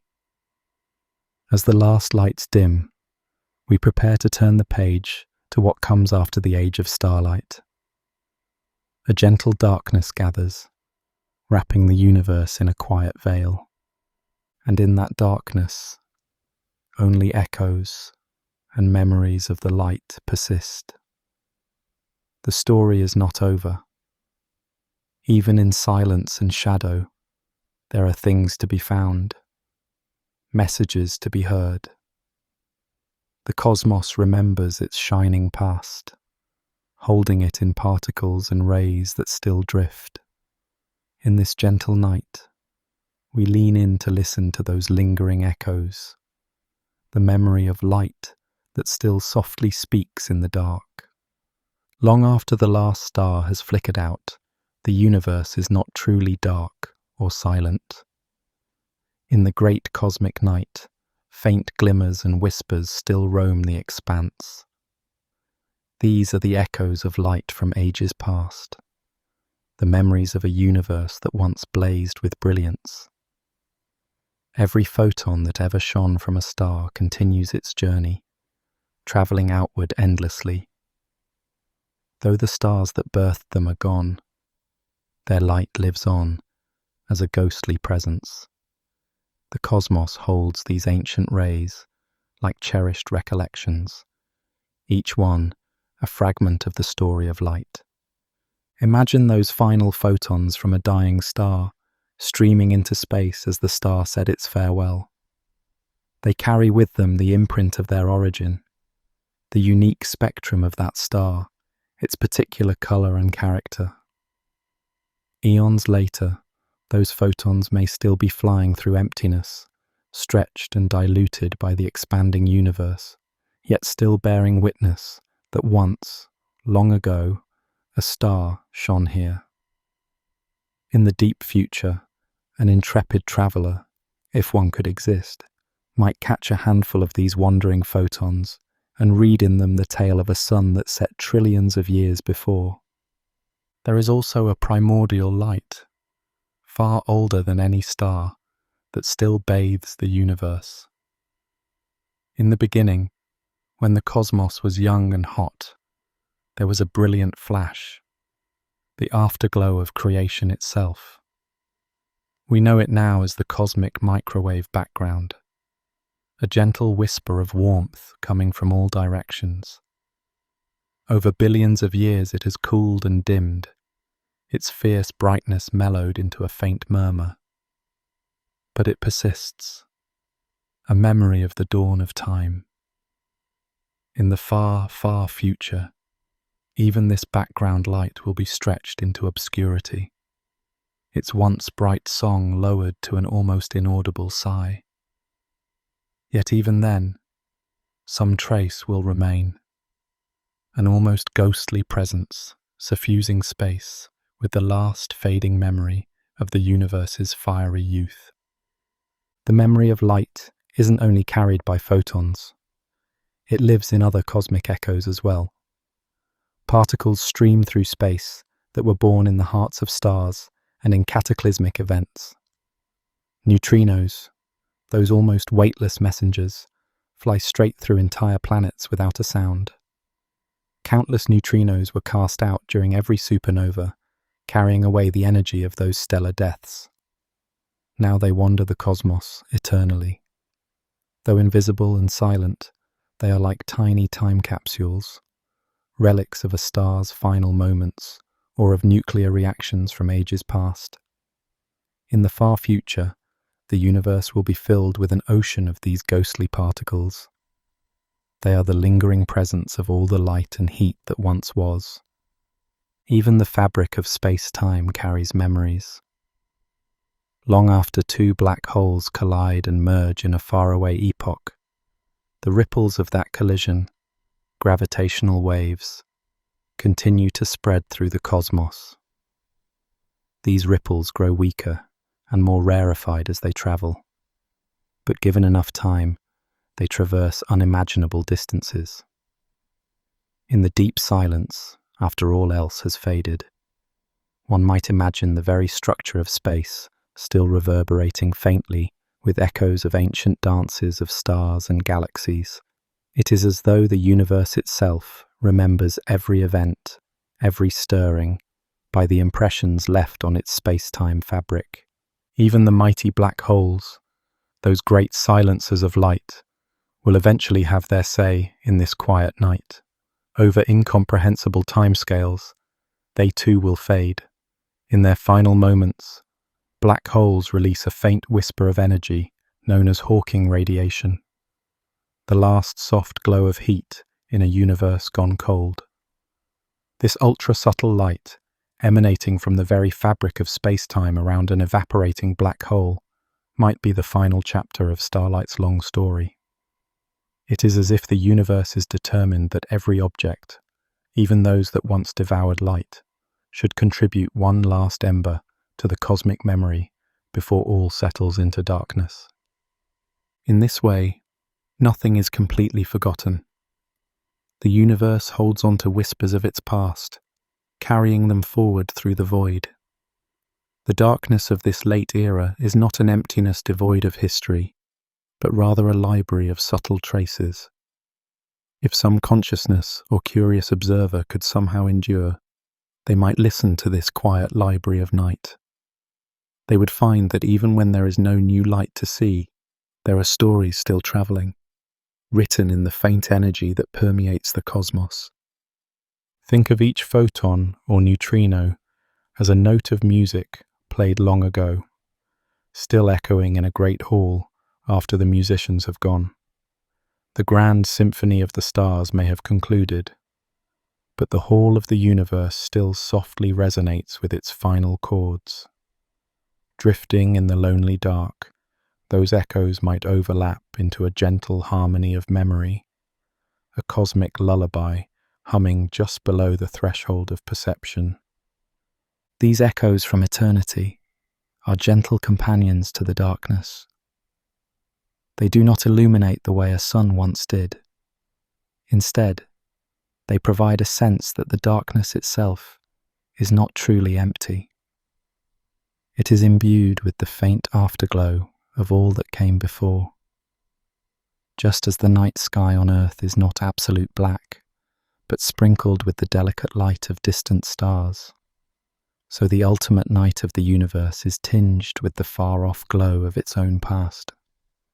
In the quiet of cosmic midnight, one could imagine the universe remembering. Each stray particle or ray of light that crosses the void is like a thought crossing the mind of a sleeping being, tiny, fragmentary, yet evidence of an inner life that persists. Perhaps the universe, in this final night, dreams in these echoes, dreaming of the brilliant epochs of its youth and maturity, of galaxies and stars and living beings, all now receded into the distance of time. The memory of light is the content of this cosmic dream, playing out softly in the background of eternity. And just as personal memories can comfort a lone soul in the dark, these cosmic memories lend comfort to the universe itself. If we allow a bit of poetic fancy, they are reassurance that the cosmos had a full life of light and creativity. Every corner of space was once alive with something, a shining star, a swirling galaxy, perhaps a living planet. And though that vivid life has gone quiet, it left traces that cannot be entirely erased. The void we see is not an absolute void. It is a tapestry woven from the threads of all that has happened. So even as we face the idea of a universe without new stars, we find that it is not a sudden oblivion. It is more like a gentle fading out, leaving behind a glow that takes an eternity to finally fade to black. The cosmic night carries a soft afterglow of memory, a resonance that assures us it all truly happened, that the light and life were real and meaningful. In that knowledge, there is something deeply comforting, the assurance that existence leaves a mark, however faint, and that the beauty of the cosmos, once born, does not vanish without a trace. Beyond the edges of our cosmic story, there may lie other tales untold. We live in what we call the universe, yet some whisper that it might be only one bubble in a vast cosmic sea. If so, our universe is not solitary at all, but one of countless others adrift in an infinite expanse of possibilities. In the silence that follows the fading of our own stars, perhaps there are distant murmurs from these other realms, multiverse whispers echoing beyond the bubble of our reality. It is a strange and wondrous thought that everything we know, all the galaxies and light and darkness, might be just a small part of a much grander existence. Picture an endless ocean of space frothing with bubbles. Each bubble is a universe, expanding with its own galaxies and perhaps living its own life cycle. They might pop into being and grow, some lasting trillions of years, others only fleeting moments, each a cosmos with its own laws and wonders. We cannot step outside our bubble to see this cosmic ocean directly, but in our imagination, we can hear the faint suggestion of waves, a hint that beyond our horizons there is more. Perhaps, in the quiet after our universe's long day, those other universes carry on their own symphonies. Maybe in one, stars are being born afresh, even as ours wink out. Maybe in another, life is just beginning to open its eyes to starlight. The possibilities are endless and mesmerizing. The multiverse concept invites both humility and comfort. Humility in realizing our entire universe could be a single note in an endless cosmic chorus, and comfort in suspecting that creation doesn't end with us, but might be ever renewing somewhere, somehow. Sometimes thinkers have wondered if any evidence of these other universes might reach us. Could there be an imprint, a subtle pattern in the fabric of our own cosmos, hinting at a neighbour's touch? Who knows? One day we might even find a sign of these other realms. Some scientists have searched the cosmic microwave background for unusual patterns. Perhaps a faint cosmic bruise, where another universe may have collided with ours in the deep past. So far these hints are debated and unproven, but the very act of looking shows how our curiosity has expanded to encompass even the multiverse. In a poetic sense, we can think of each universe as a storybook. Our universe has chapters like the ones we've been exploring: a beginning, an era of stars, the emergence of life and consciousness, an eventual cooling and darkening. Other universes might have very different narratives. Some might collapse back on themselves in a fiery finale, only to perhaps be born again. Others might drift eternally in delicate balance. Some could be nearly empty, while others teem with strange forms of matter and energy unimaginable to us. It's as if existence loves to tell stories, not just one, but infinite variations. Each universe a new attempt, a new canvas for cosmic creativity. Some say each universe in the multiverse could even follow different laws of nature. In one, gravity might be stronger. In another, atoms might never form. There could be universes that flash into existence only for a second and then fade, and others that expand indefinitely like ours. The variety could be as vast as imagination itself. This idea expands our sense of what is possible, making our universe's story just one version among an infinite library of tales. It is a strange comfort. Reality is not limited to a single expression, but explores all that it can be across these many realms. The notion of a multiverse is mind-bending, but it also stirs a profound sense of wonder. If we could listen to the multiverse, what would we hear? Perhaps a faint chorus of cosmic songs, each universe contributing its own melody. Ours might be a gentle lullaby fading to silence, while another picks up with a bold new theme. Or perhaps each universe is mostly unaware of the others, separated by layers of reality, as impenetrable as dreams. Still, just knowing they could exist stretches our perspective beyond our own cosmic bubble. Even if we will never meet these other universes, the idea of them can be strangely comforting. When our own cosmos seems to be heading toward a quiet end, the multiverse whispers that elsewhere, creation continues. It's like the cycle of life echoed on a grander scale.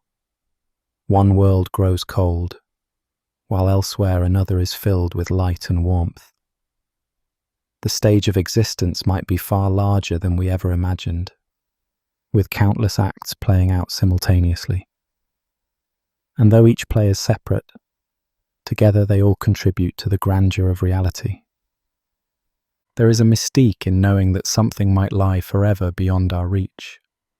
It reminds us that not all mysteries are meant to be solved, and not all horizons can be crossed.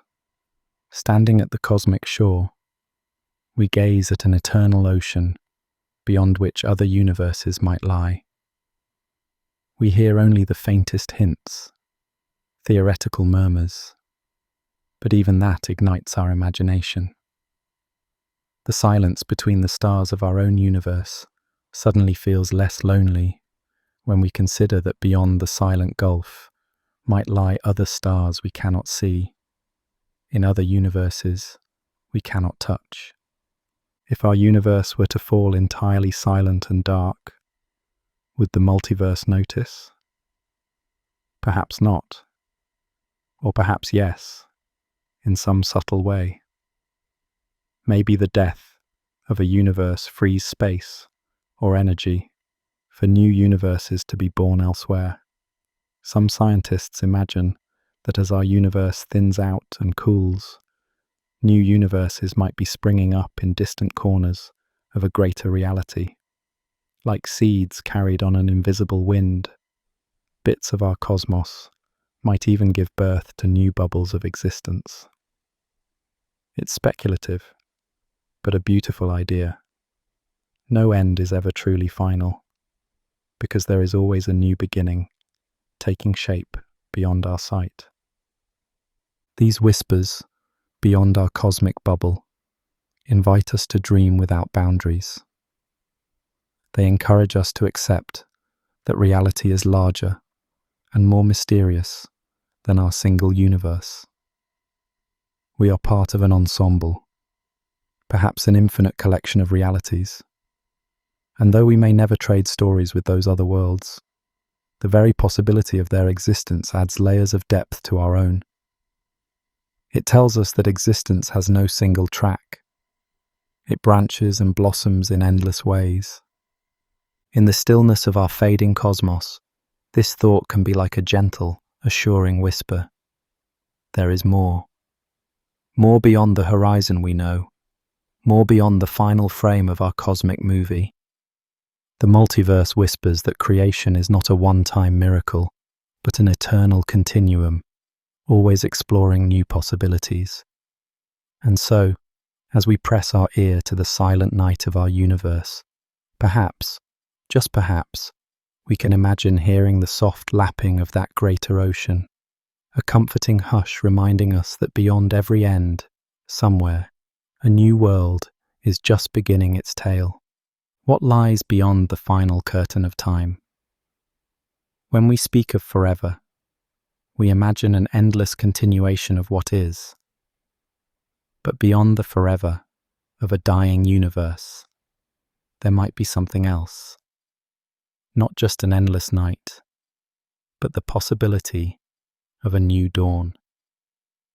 In the stillness after the last star's farewell, the cosmos may yet harbour dreams of new beginnings. It is as if, after a long sleep, the universe might stir once more, reaching out for a fresh morning. Some cosmological visions suggest that an end can also be a beginning.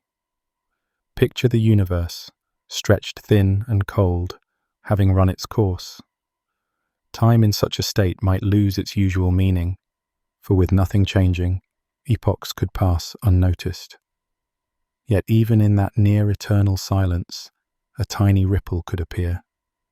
Perhaps a random fluctuation in the quiet fields of space, a little spark of energy popping up by chance. Normally such flickers come and go, but what if one grew, fed by the very fabric of the vacuum? If it reached a critical point, it might ignite into something entirely new. A rebirth, a little seed of a new universe budding off the old. In one dream of the cosmos, this is how a new Big Bang might be born, not within our own space and time as we know them, but as a separate bubble that forms out of the underlying reality.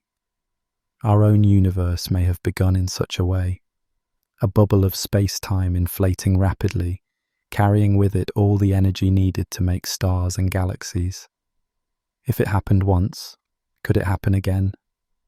Perhaps somewhere in the far future, after our universe has aged beyond recognition, a small region of it might undergo a wild expansion and blossom into a universe of its own. From the perspective of that new universe, it would be a singular event, an abrupt genesis full of heat and light, not obviously connected to anything before.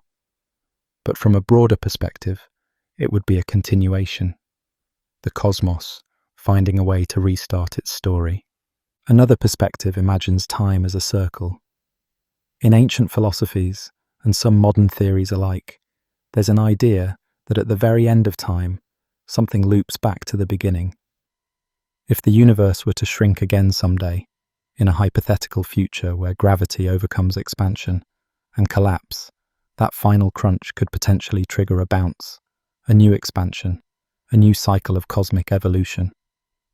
Even without a collapse, some propose that when all is uniform and cold at heat death, the lack of any distinction between things could make the end state of the universe oddly similar to the smooth, hot simplicity of the beginning. In a poetic sense, the end might wrap around to touch the beginning, like a snake biting its tail, and a new universe could arise from the old with a fresh arrow of time, a new Big Bang emerging out of ultimate stillness. These notions of cosmic renewal have echoed in human imagination for millennia. Many ancient cultures intuitively sensed that existence might be cyclic. Hindu cosmology, for instance, envisions an endless series of universes born and dissolved across vast ages, not unlike modern science's notions of big bangs and big crunches. The phoenix of Western myth, rising anew from its own ashes, is another reflection of this deep-seated idea. It seems both our oldest stories and our newest theories circle back to the same comforting possibility, that beyond every end lies the potential for a new beginning. We don't know if any of these dreams are true. Our physics offers tantalizing hints, but also countless uncertainties. Yet the idea of new beginnings beyond the end resonates deeply. It suggests that creation is not a one-time event, but perhaps an ongoing process, cyclical or branching. It tells us that even when things appear to conclude, nature may have hidden chapters waiting to unfold. It is a hopeful thought that after darkness, light will find a way to return. Consider the metaphor of seasons, but on the largest scale. A universe lives through a springtime of formation, a summer of vibrant life and light, an autumn of fading and decay, and a winter of dormancy. But after winter, we believe spring comes again. Is it possible that the cosmos itself obeys a similar rhythm? If one cosmos grows cold, maybe somewhere the seeds of a new one germinate, ready to bloom into a fresh spring of stars and galaxies. Perhaps the old universe even contributes to the new. The very fabric of space that had thinned and cooled becomes the fertile soil for another eruption of existence. This idea transforms the concept of forever. Instead of an endless void, beyond forever could lie a gateway to something new. Perhaps eternity is not a straight line, but a cycle or a spiral, where even the quietest lull eventually gives way to a new movement. Think of a silent night that eventually yields to sunrise, no matter how long that night lasted. The dreams of the universe during that night might shape the nature of the dawn to come. If a new universe is born from the old, would anything of us remain? Likely not in any direct sense. And yet, perhaps something of the essence carries over. Maybe the fundamental constants, the basic notes of physics that characterized our universe, give rise to similar harmonies in the next. Or perhaps each new universe is completely fresh, with a tune all its own. But even if nothing specific of our cosmos is inherited, there is a comforting symmetry in knowing that existence continues in some form. The grand play goes on, albeit on a new stage with a new cast. Some thinkers like to say that no energy truly disappears. It only changes form. If the multiverse is real, maybe no universe truly disappears either. Its energy and essence transition into fueling the birth of another. Even if our universe dissipates into a thin gruel of particles and fading light, that very state might be the precursor of a new explosion of structure somewhere else, some time beyond our time. Like a fire that has burned down to coals, the right breath of wind can set a new spark alight. The coals of our spent cosmos might be the starting embers of a fresh cosmic fire. Imagine for a moment being an observer outside all universes, watching this grand cycle.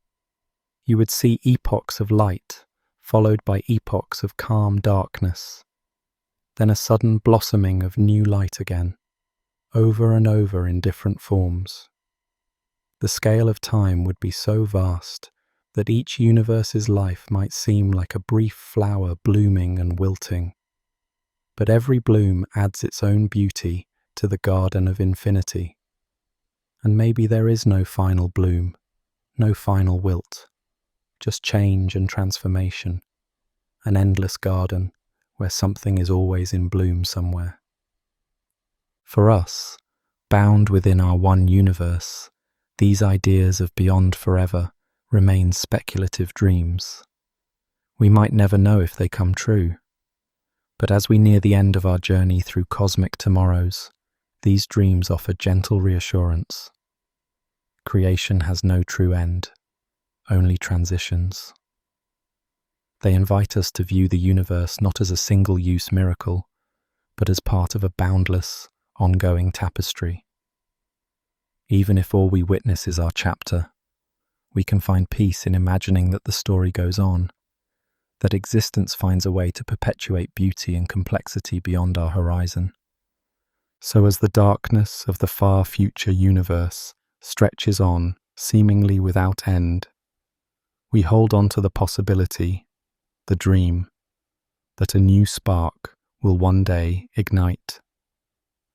That somewhere, somehow, the silence will give way to a new cosmic song, and the cycle of light and life will begin anew.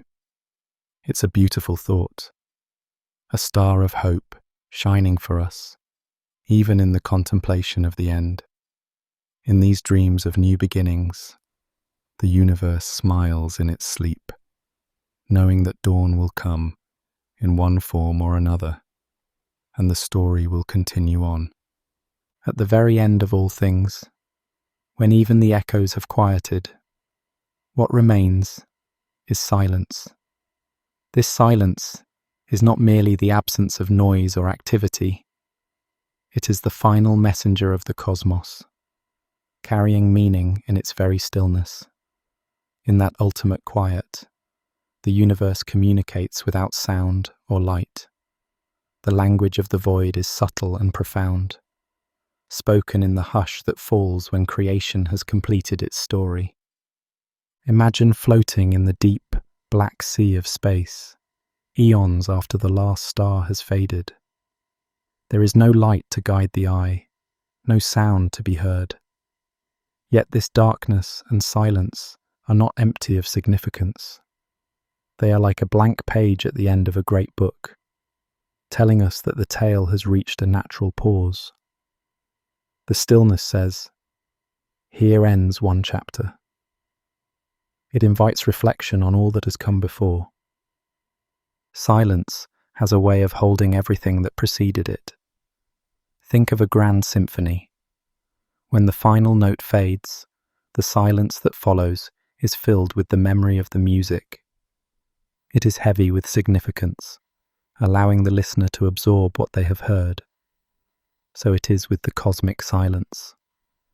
After the long symphony of galaxies forming, stars shining, planets living and dying, after all the wonders and sorrows of the cosmos, the silence holds it all. It is a gentle, solemn affirmation that the universe has expressed itself fully and now rests. The void's language is one of patience and acceptance. In the quiet, there is no struggle, no striving. Everything simply is. For the first time since the dawn of time, nothing pushes forward. All is in equilibrium. The cosmos in this state is like a tranquil lake at night, unruffled by any breeze, reflecting nothing because darkness is complete. And yet, within that still lake, there might be the faint memory of waves that once were. Similarly, within the perfect quiet of the void, there lingers the memory of all the vibrations and noises that once filled it. If one could be present to experience this final silence, what feelings might it evoke? Perhaps a profound awe at the sheer scale of time that has passed. Perhaps a sense of completion, as if witnessing the final chord of an impossibly long composition. There might also be, surprisingly, a sense of peace.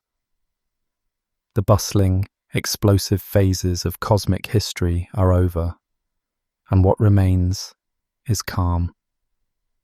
In that calm, one could imagine a feeling of deep rest, as if the universe is exhaling after a very long breath.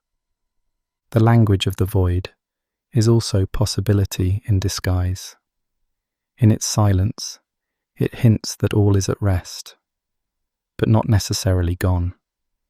The canvas is blank, but that also means it's ready for something new, should it come. The quiet is not a harsh void, but a soft openness. Perhaps this is the void saying, "I hold space for whatever may come, even if that is nothing at all." It's a neutrality that is welcoming in its way. Nothing is being destroyed or created anymore. Everything simply exists in a balanced, ghostly form. Consider the smallest flickers that still dance in the void. Virtual particles appearing and vanishing, tiny fluctuations of quantum fields. They are random and unobserved, but they are like punctuation in the silent language of the vacuum. They remind us that even in utter silence, there's a subtle conversation of existence happening at the most fundamental level. The void speaks in a quiet murmur of potential. Most of these fluctuations mean nothing and cancel out, but their very presence is a testament. True nothingness remains elusive. There is always some whisper of being, however faint. In this sense, the final silence is not absolute annihilation, but a gentle whisper that existence never truly vanishes. The void, with its silent message, assures us that the foundation of reality persists, even when all the forms and patterns have dissolved. And what is that message, exactly? Perhaps it is simply, I am. The void exists, and that existence is the simplest message of all. It tells us that being itself endures, stripped of all adornment and structure, down to a quiet essence. For those of us contemplating these cosmic timescales from our tiny moment in time, there is a lesson in the language of the void. It teaches the value of stillness. Just as the universe winds down into a peaceful quiet, we too can find meaning in moments of silence. In our lives, silence can be a healer, a teacher that helps us make sense of what we've lived through. After noise, a pause. After activity, rest. The universe ultimately does the same. Its final state is not a violent cataclysm, but a quiet settling. In that, there is a kind of grace and dignity. There is also honesty in silence. Words and sounds can deceive or distract, but silence simply is. Truth in its naked form.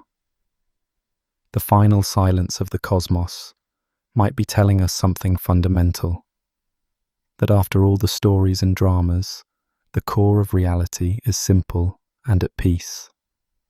It may be communicating that all the complexity ultimately returns to tranquility, and within that tranquility is contained everything that ever was, unified in a state of quiet being.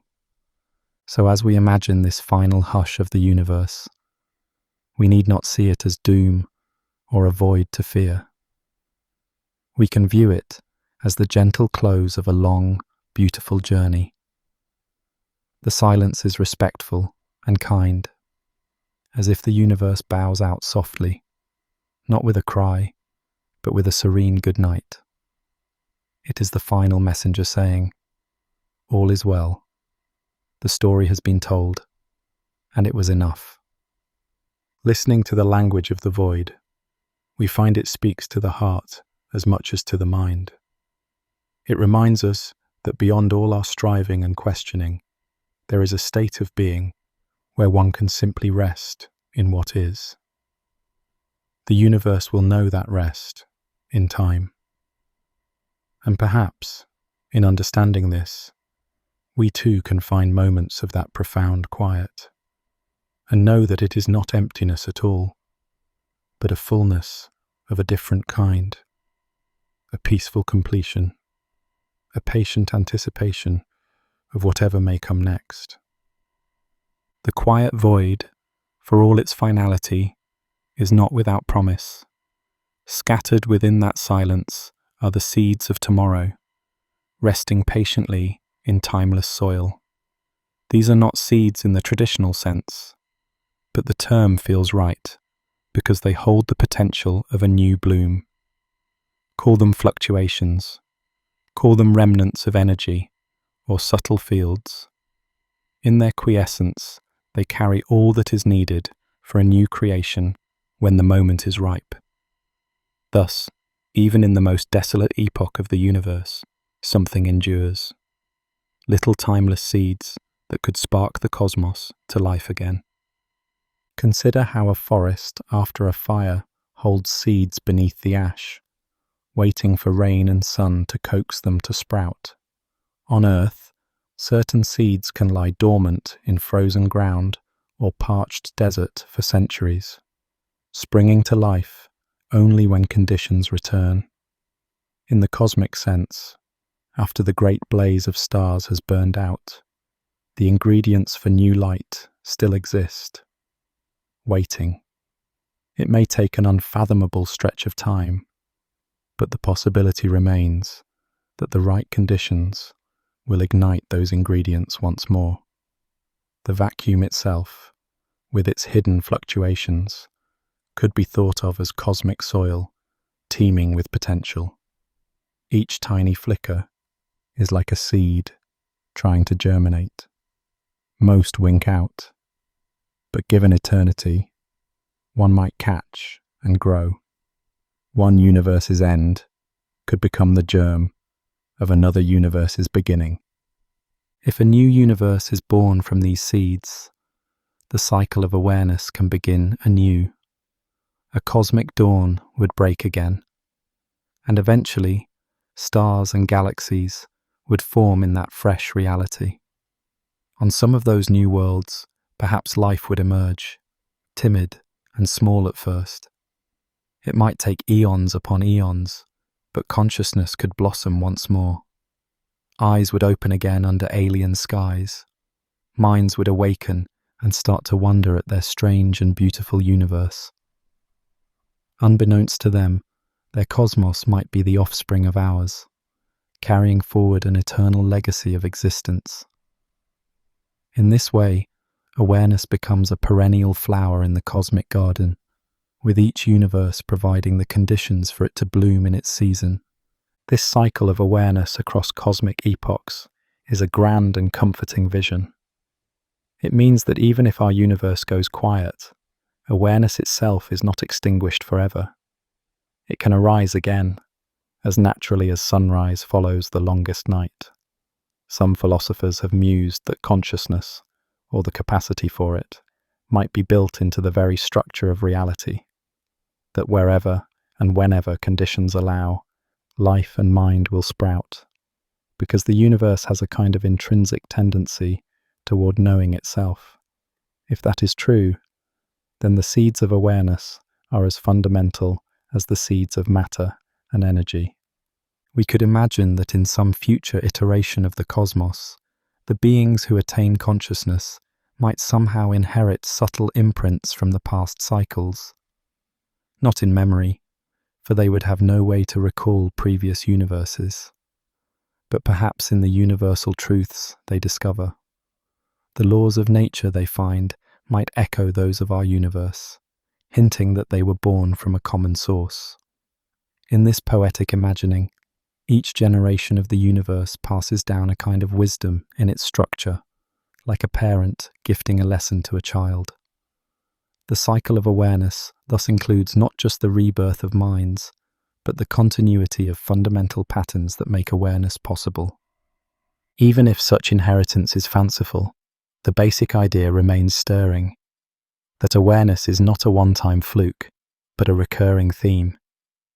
The cosmic cycle may be extremely long and convoluted, but it has a rhythm like any cycle: creation, development, quiet, and creation again. Each time awareness emerges, it might explore the universe in new ways, perhaps reaching higher levels of understanding than the cycle before. One can dream that in some far future iteration, consciousness becomes wise enough to perceive the pattern and greet the void, not with fear, but with knowing, recognizing the silence as the womb of the next reality. The timeless seeds of a new universe also remind us of continuity amid change. The forms all dissolve, but the essence, the capacity for existence, for complexity, for life, remains woven into the fabric of being. It's as if the universe has faith in itself, leaving behind the tools needed to start over. Gravity, light, particles, the mysterious quantum fields. They might all fade to near nothing, but their underlying principles remain latent, ready to flare into activity given the chance. Looking at our current universe, we might even consider ourselves as seeds. We carry within us the potential to spread life and knowledge beyond our own beginnings. If humanity, or its descendants, survive long enough, we might carry the flame of awareness outward, to other planets, maybe even beyond our own universe one day. Some speculative thinkers have wondered if an advanced civilization could one day create a baby universe, or slip into a new cosmic domain as this one winds down. In that far future scenario, conscious life itself becomes the agent of cosmic rebirth, the seed that intentionally plants a new garden when the old one grows fallow. While this is purely speculative, It speaks to a profound idea that living, thinking beings could play a role in the ultimate fate of reality. But even without leaning on such grand feats, we can trust that life finds a way. It did once, here on our Earth, against all odds, in the vast, cold universe.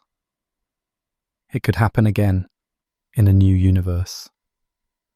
Life and awareness are resilient, like wildflowers that manage to bloom on a barren cliff. Given a crack and a bit of light, they emerge. The cosmic story suggests that when conditions are right, remarkable things occur. And if conditions cease to be right, they might one day be right again somewhere else. So these timeless seeds, whether literal vacuum fluctuations or metaphorical carriers of potential, ensure that the cosmic story is not a one-act play. They give us confidence that even when time seems to stand still, it is pregnant with the future.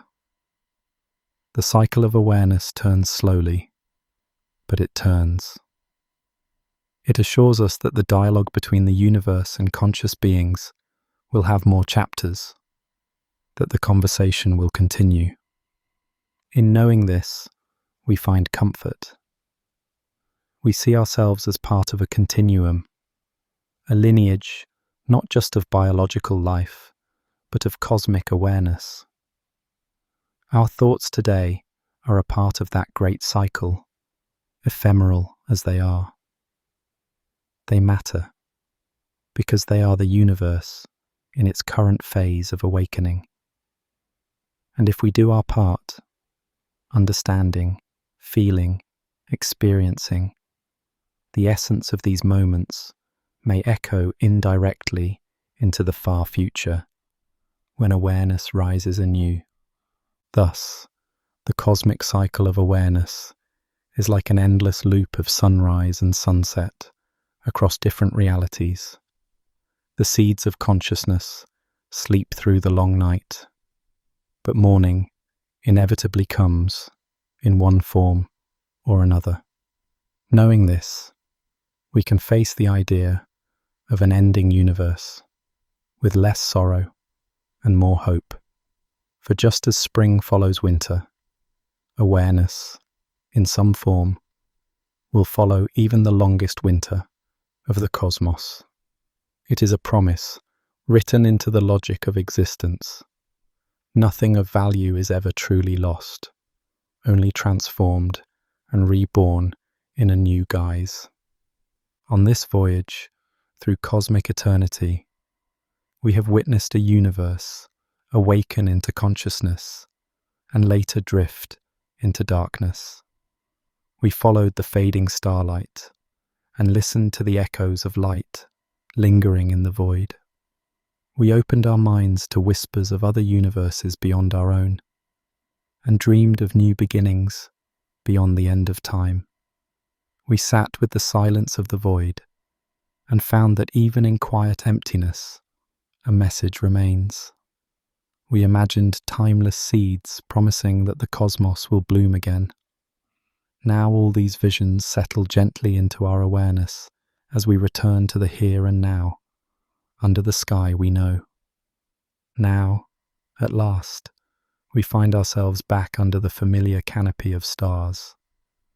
After journeying through eons in our imagination, we return to the present moment, lying quietly beneath a night sky that has always comforted us.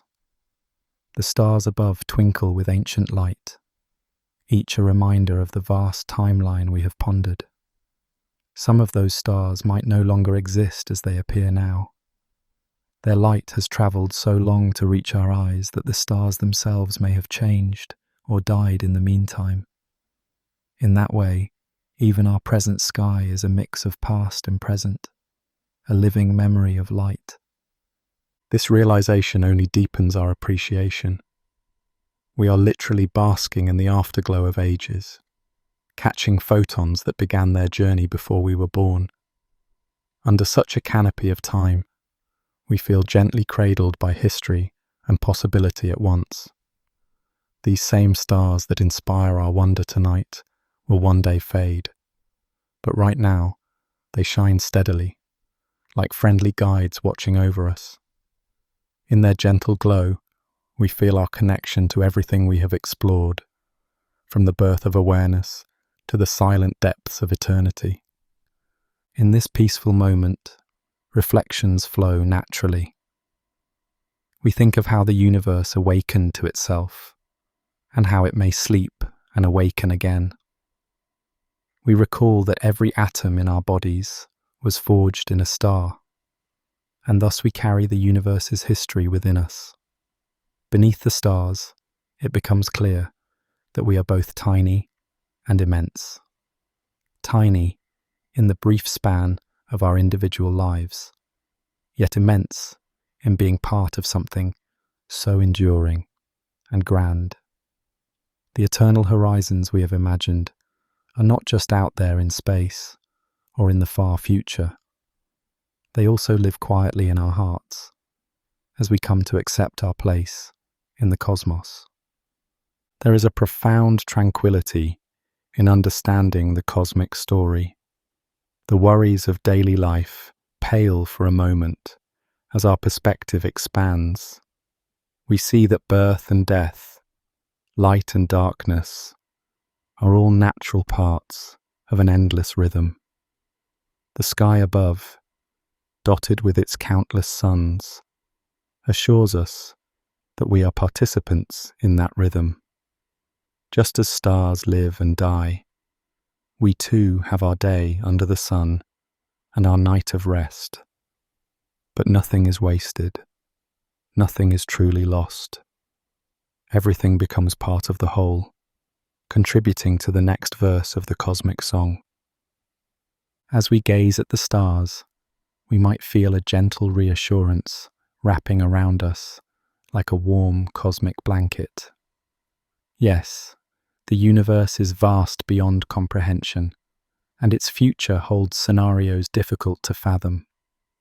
Yet instead of fear, we find a sense of companionship in the night. The atoms of our breath were once inside ancient suns, and the photons hitting our eyes from those stars have travelled years, sometimes centuries, to meet us. We are connected intimately with the cosmos, woven into its fabric. We have always been home, here under the universe's great arching sky. The thought of cosmic eternity, which could have been overwhelming or cold, now feels like a calm, ever-present backdrop. It's like the quiet hum of nighttime, a gentle silence that lulls us into a state of peace. We accept that some questions are bigger than our minds can fully grasp, and that's all right. Mystery has its own soothing quality when approached with trust. Not everything needs an answer right now. Some wonders are meant to cradle us in awe, not to be solved, but simply to be savoured. In the grand timeline of the cosmos, our own lives are brief flickers. But brevity does not equate to insignificance. On the contrary, our moments of consciousness are the way the cosmos appreciates itself in this fleeting slice of time. Every smile, every act of love, every curious exploration we undertake is a spark adding to the universe's self-awareness. Under these stars, knowing what we know now about how special awareness is, we can cherish the miracle of our own existence even more. We are the cosmos, in this place and moment, thinking and feeling. That realization is both humbling and empowering. So, as we conclude this journey through cosmic possibilities, we carry with us a sense of calm destiny. Whatever the far future holds, be it fading stars, new universes, or endless horizons, we see it as part of a natural order. The cosmos has its cycles of light and dark, and we are part of those cycles. Our minds have roamed to the end of time and back, and here we are, still breathing, still watching the sky. The air is cool and still, the earth solid beneath us, and overhead the cosmos quietly shines. In this simple moment, all that grandeur converges into one feeling: peace. Lying here, one might even sense the slow turning of the earth beneath us. The stars wheel ever so subtly across the sky as the hours of night pass, a reminder that even as we feel still, we are carried along on a cosmic ride. We drift with our planet through space, part of a grand celestial dance that continues whether we wake or sleep. Knowing this, we can let go and trust the journey, feeling safe in the cradle of the cosmos. Maybe the greatest lesson of contemplating eternity is how precious the present becomes. Knowing the stars won't last forever makes their sparkle tonight even more poignant and beautiful. Knowing that awareness might be rare and fleeting in cosmic terms makes us treasure our own minds and each other all the more. Here beneath the stars, we resolve to live fully, to love deeply, and to remain curious, just as the universe has been curious through us. The night deepens, and with it comes a gentle drowsiness. It's as if the cosmos itself is whispering a lullaby. We have spoken of the universe growing silent and still in the far future. Now that very silence drifts into our own minds as a comforting quiet. We can let go of our fears, our need to control, and simply trust in the flow of cosmic time. After all, we have seen that even endings are beginnings in disguise, and that nothing truly vanishes without leaving something behind. As our eyes grow heavy, perhaps we close them and still see the stars in our mind's eye. The darkness behind our eyelids becomes a miniature night, safe and serene.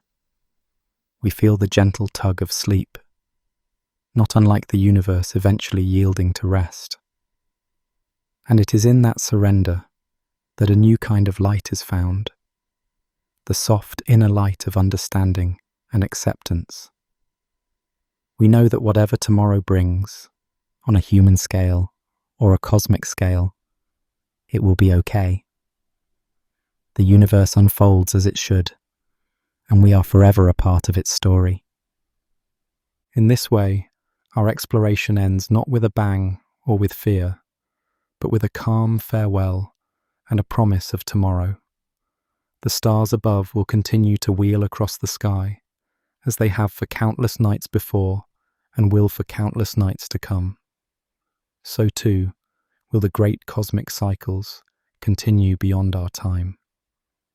But for now, we rest in gratitude, grateful to witness the universe, grateful to be alive under this splendid sky. The final notes of our cosmic journey fade into silence, and in that silence we find solace. The eternal horizons stretch out beyond us, but they no longer beckon anxiously. They simply are, and we are content to know they are there. Our minds can be still now, knowing we have touched something eternal with our thoughts. The night breeze might carry the faint echo of all we've pondered, but soon even that settles. And now, with hearts full of wonder and tranquility, we gently close this chapter. The cosmos will continue its dance, and maybe someday, somewhere, someone else will ask these same profound questions under a new sky. For us, here and now, it is time to let the beauty of all we've imagined lull us into peaceful rest. Under these eternal stars, we bid good night to our cosmic visions and embrace the quiet comfort of knowing that in the grand tapestry of existence we are a beautiful, integral thread, now and always.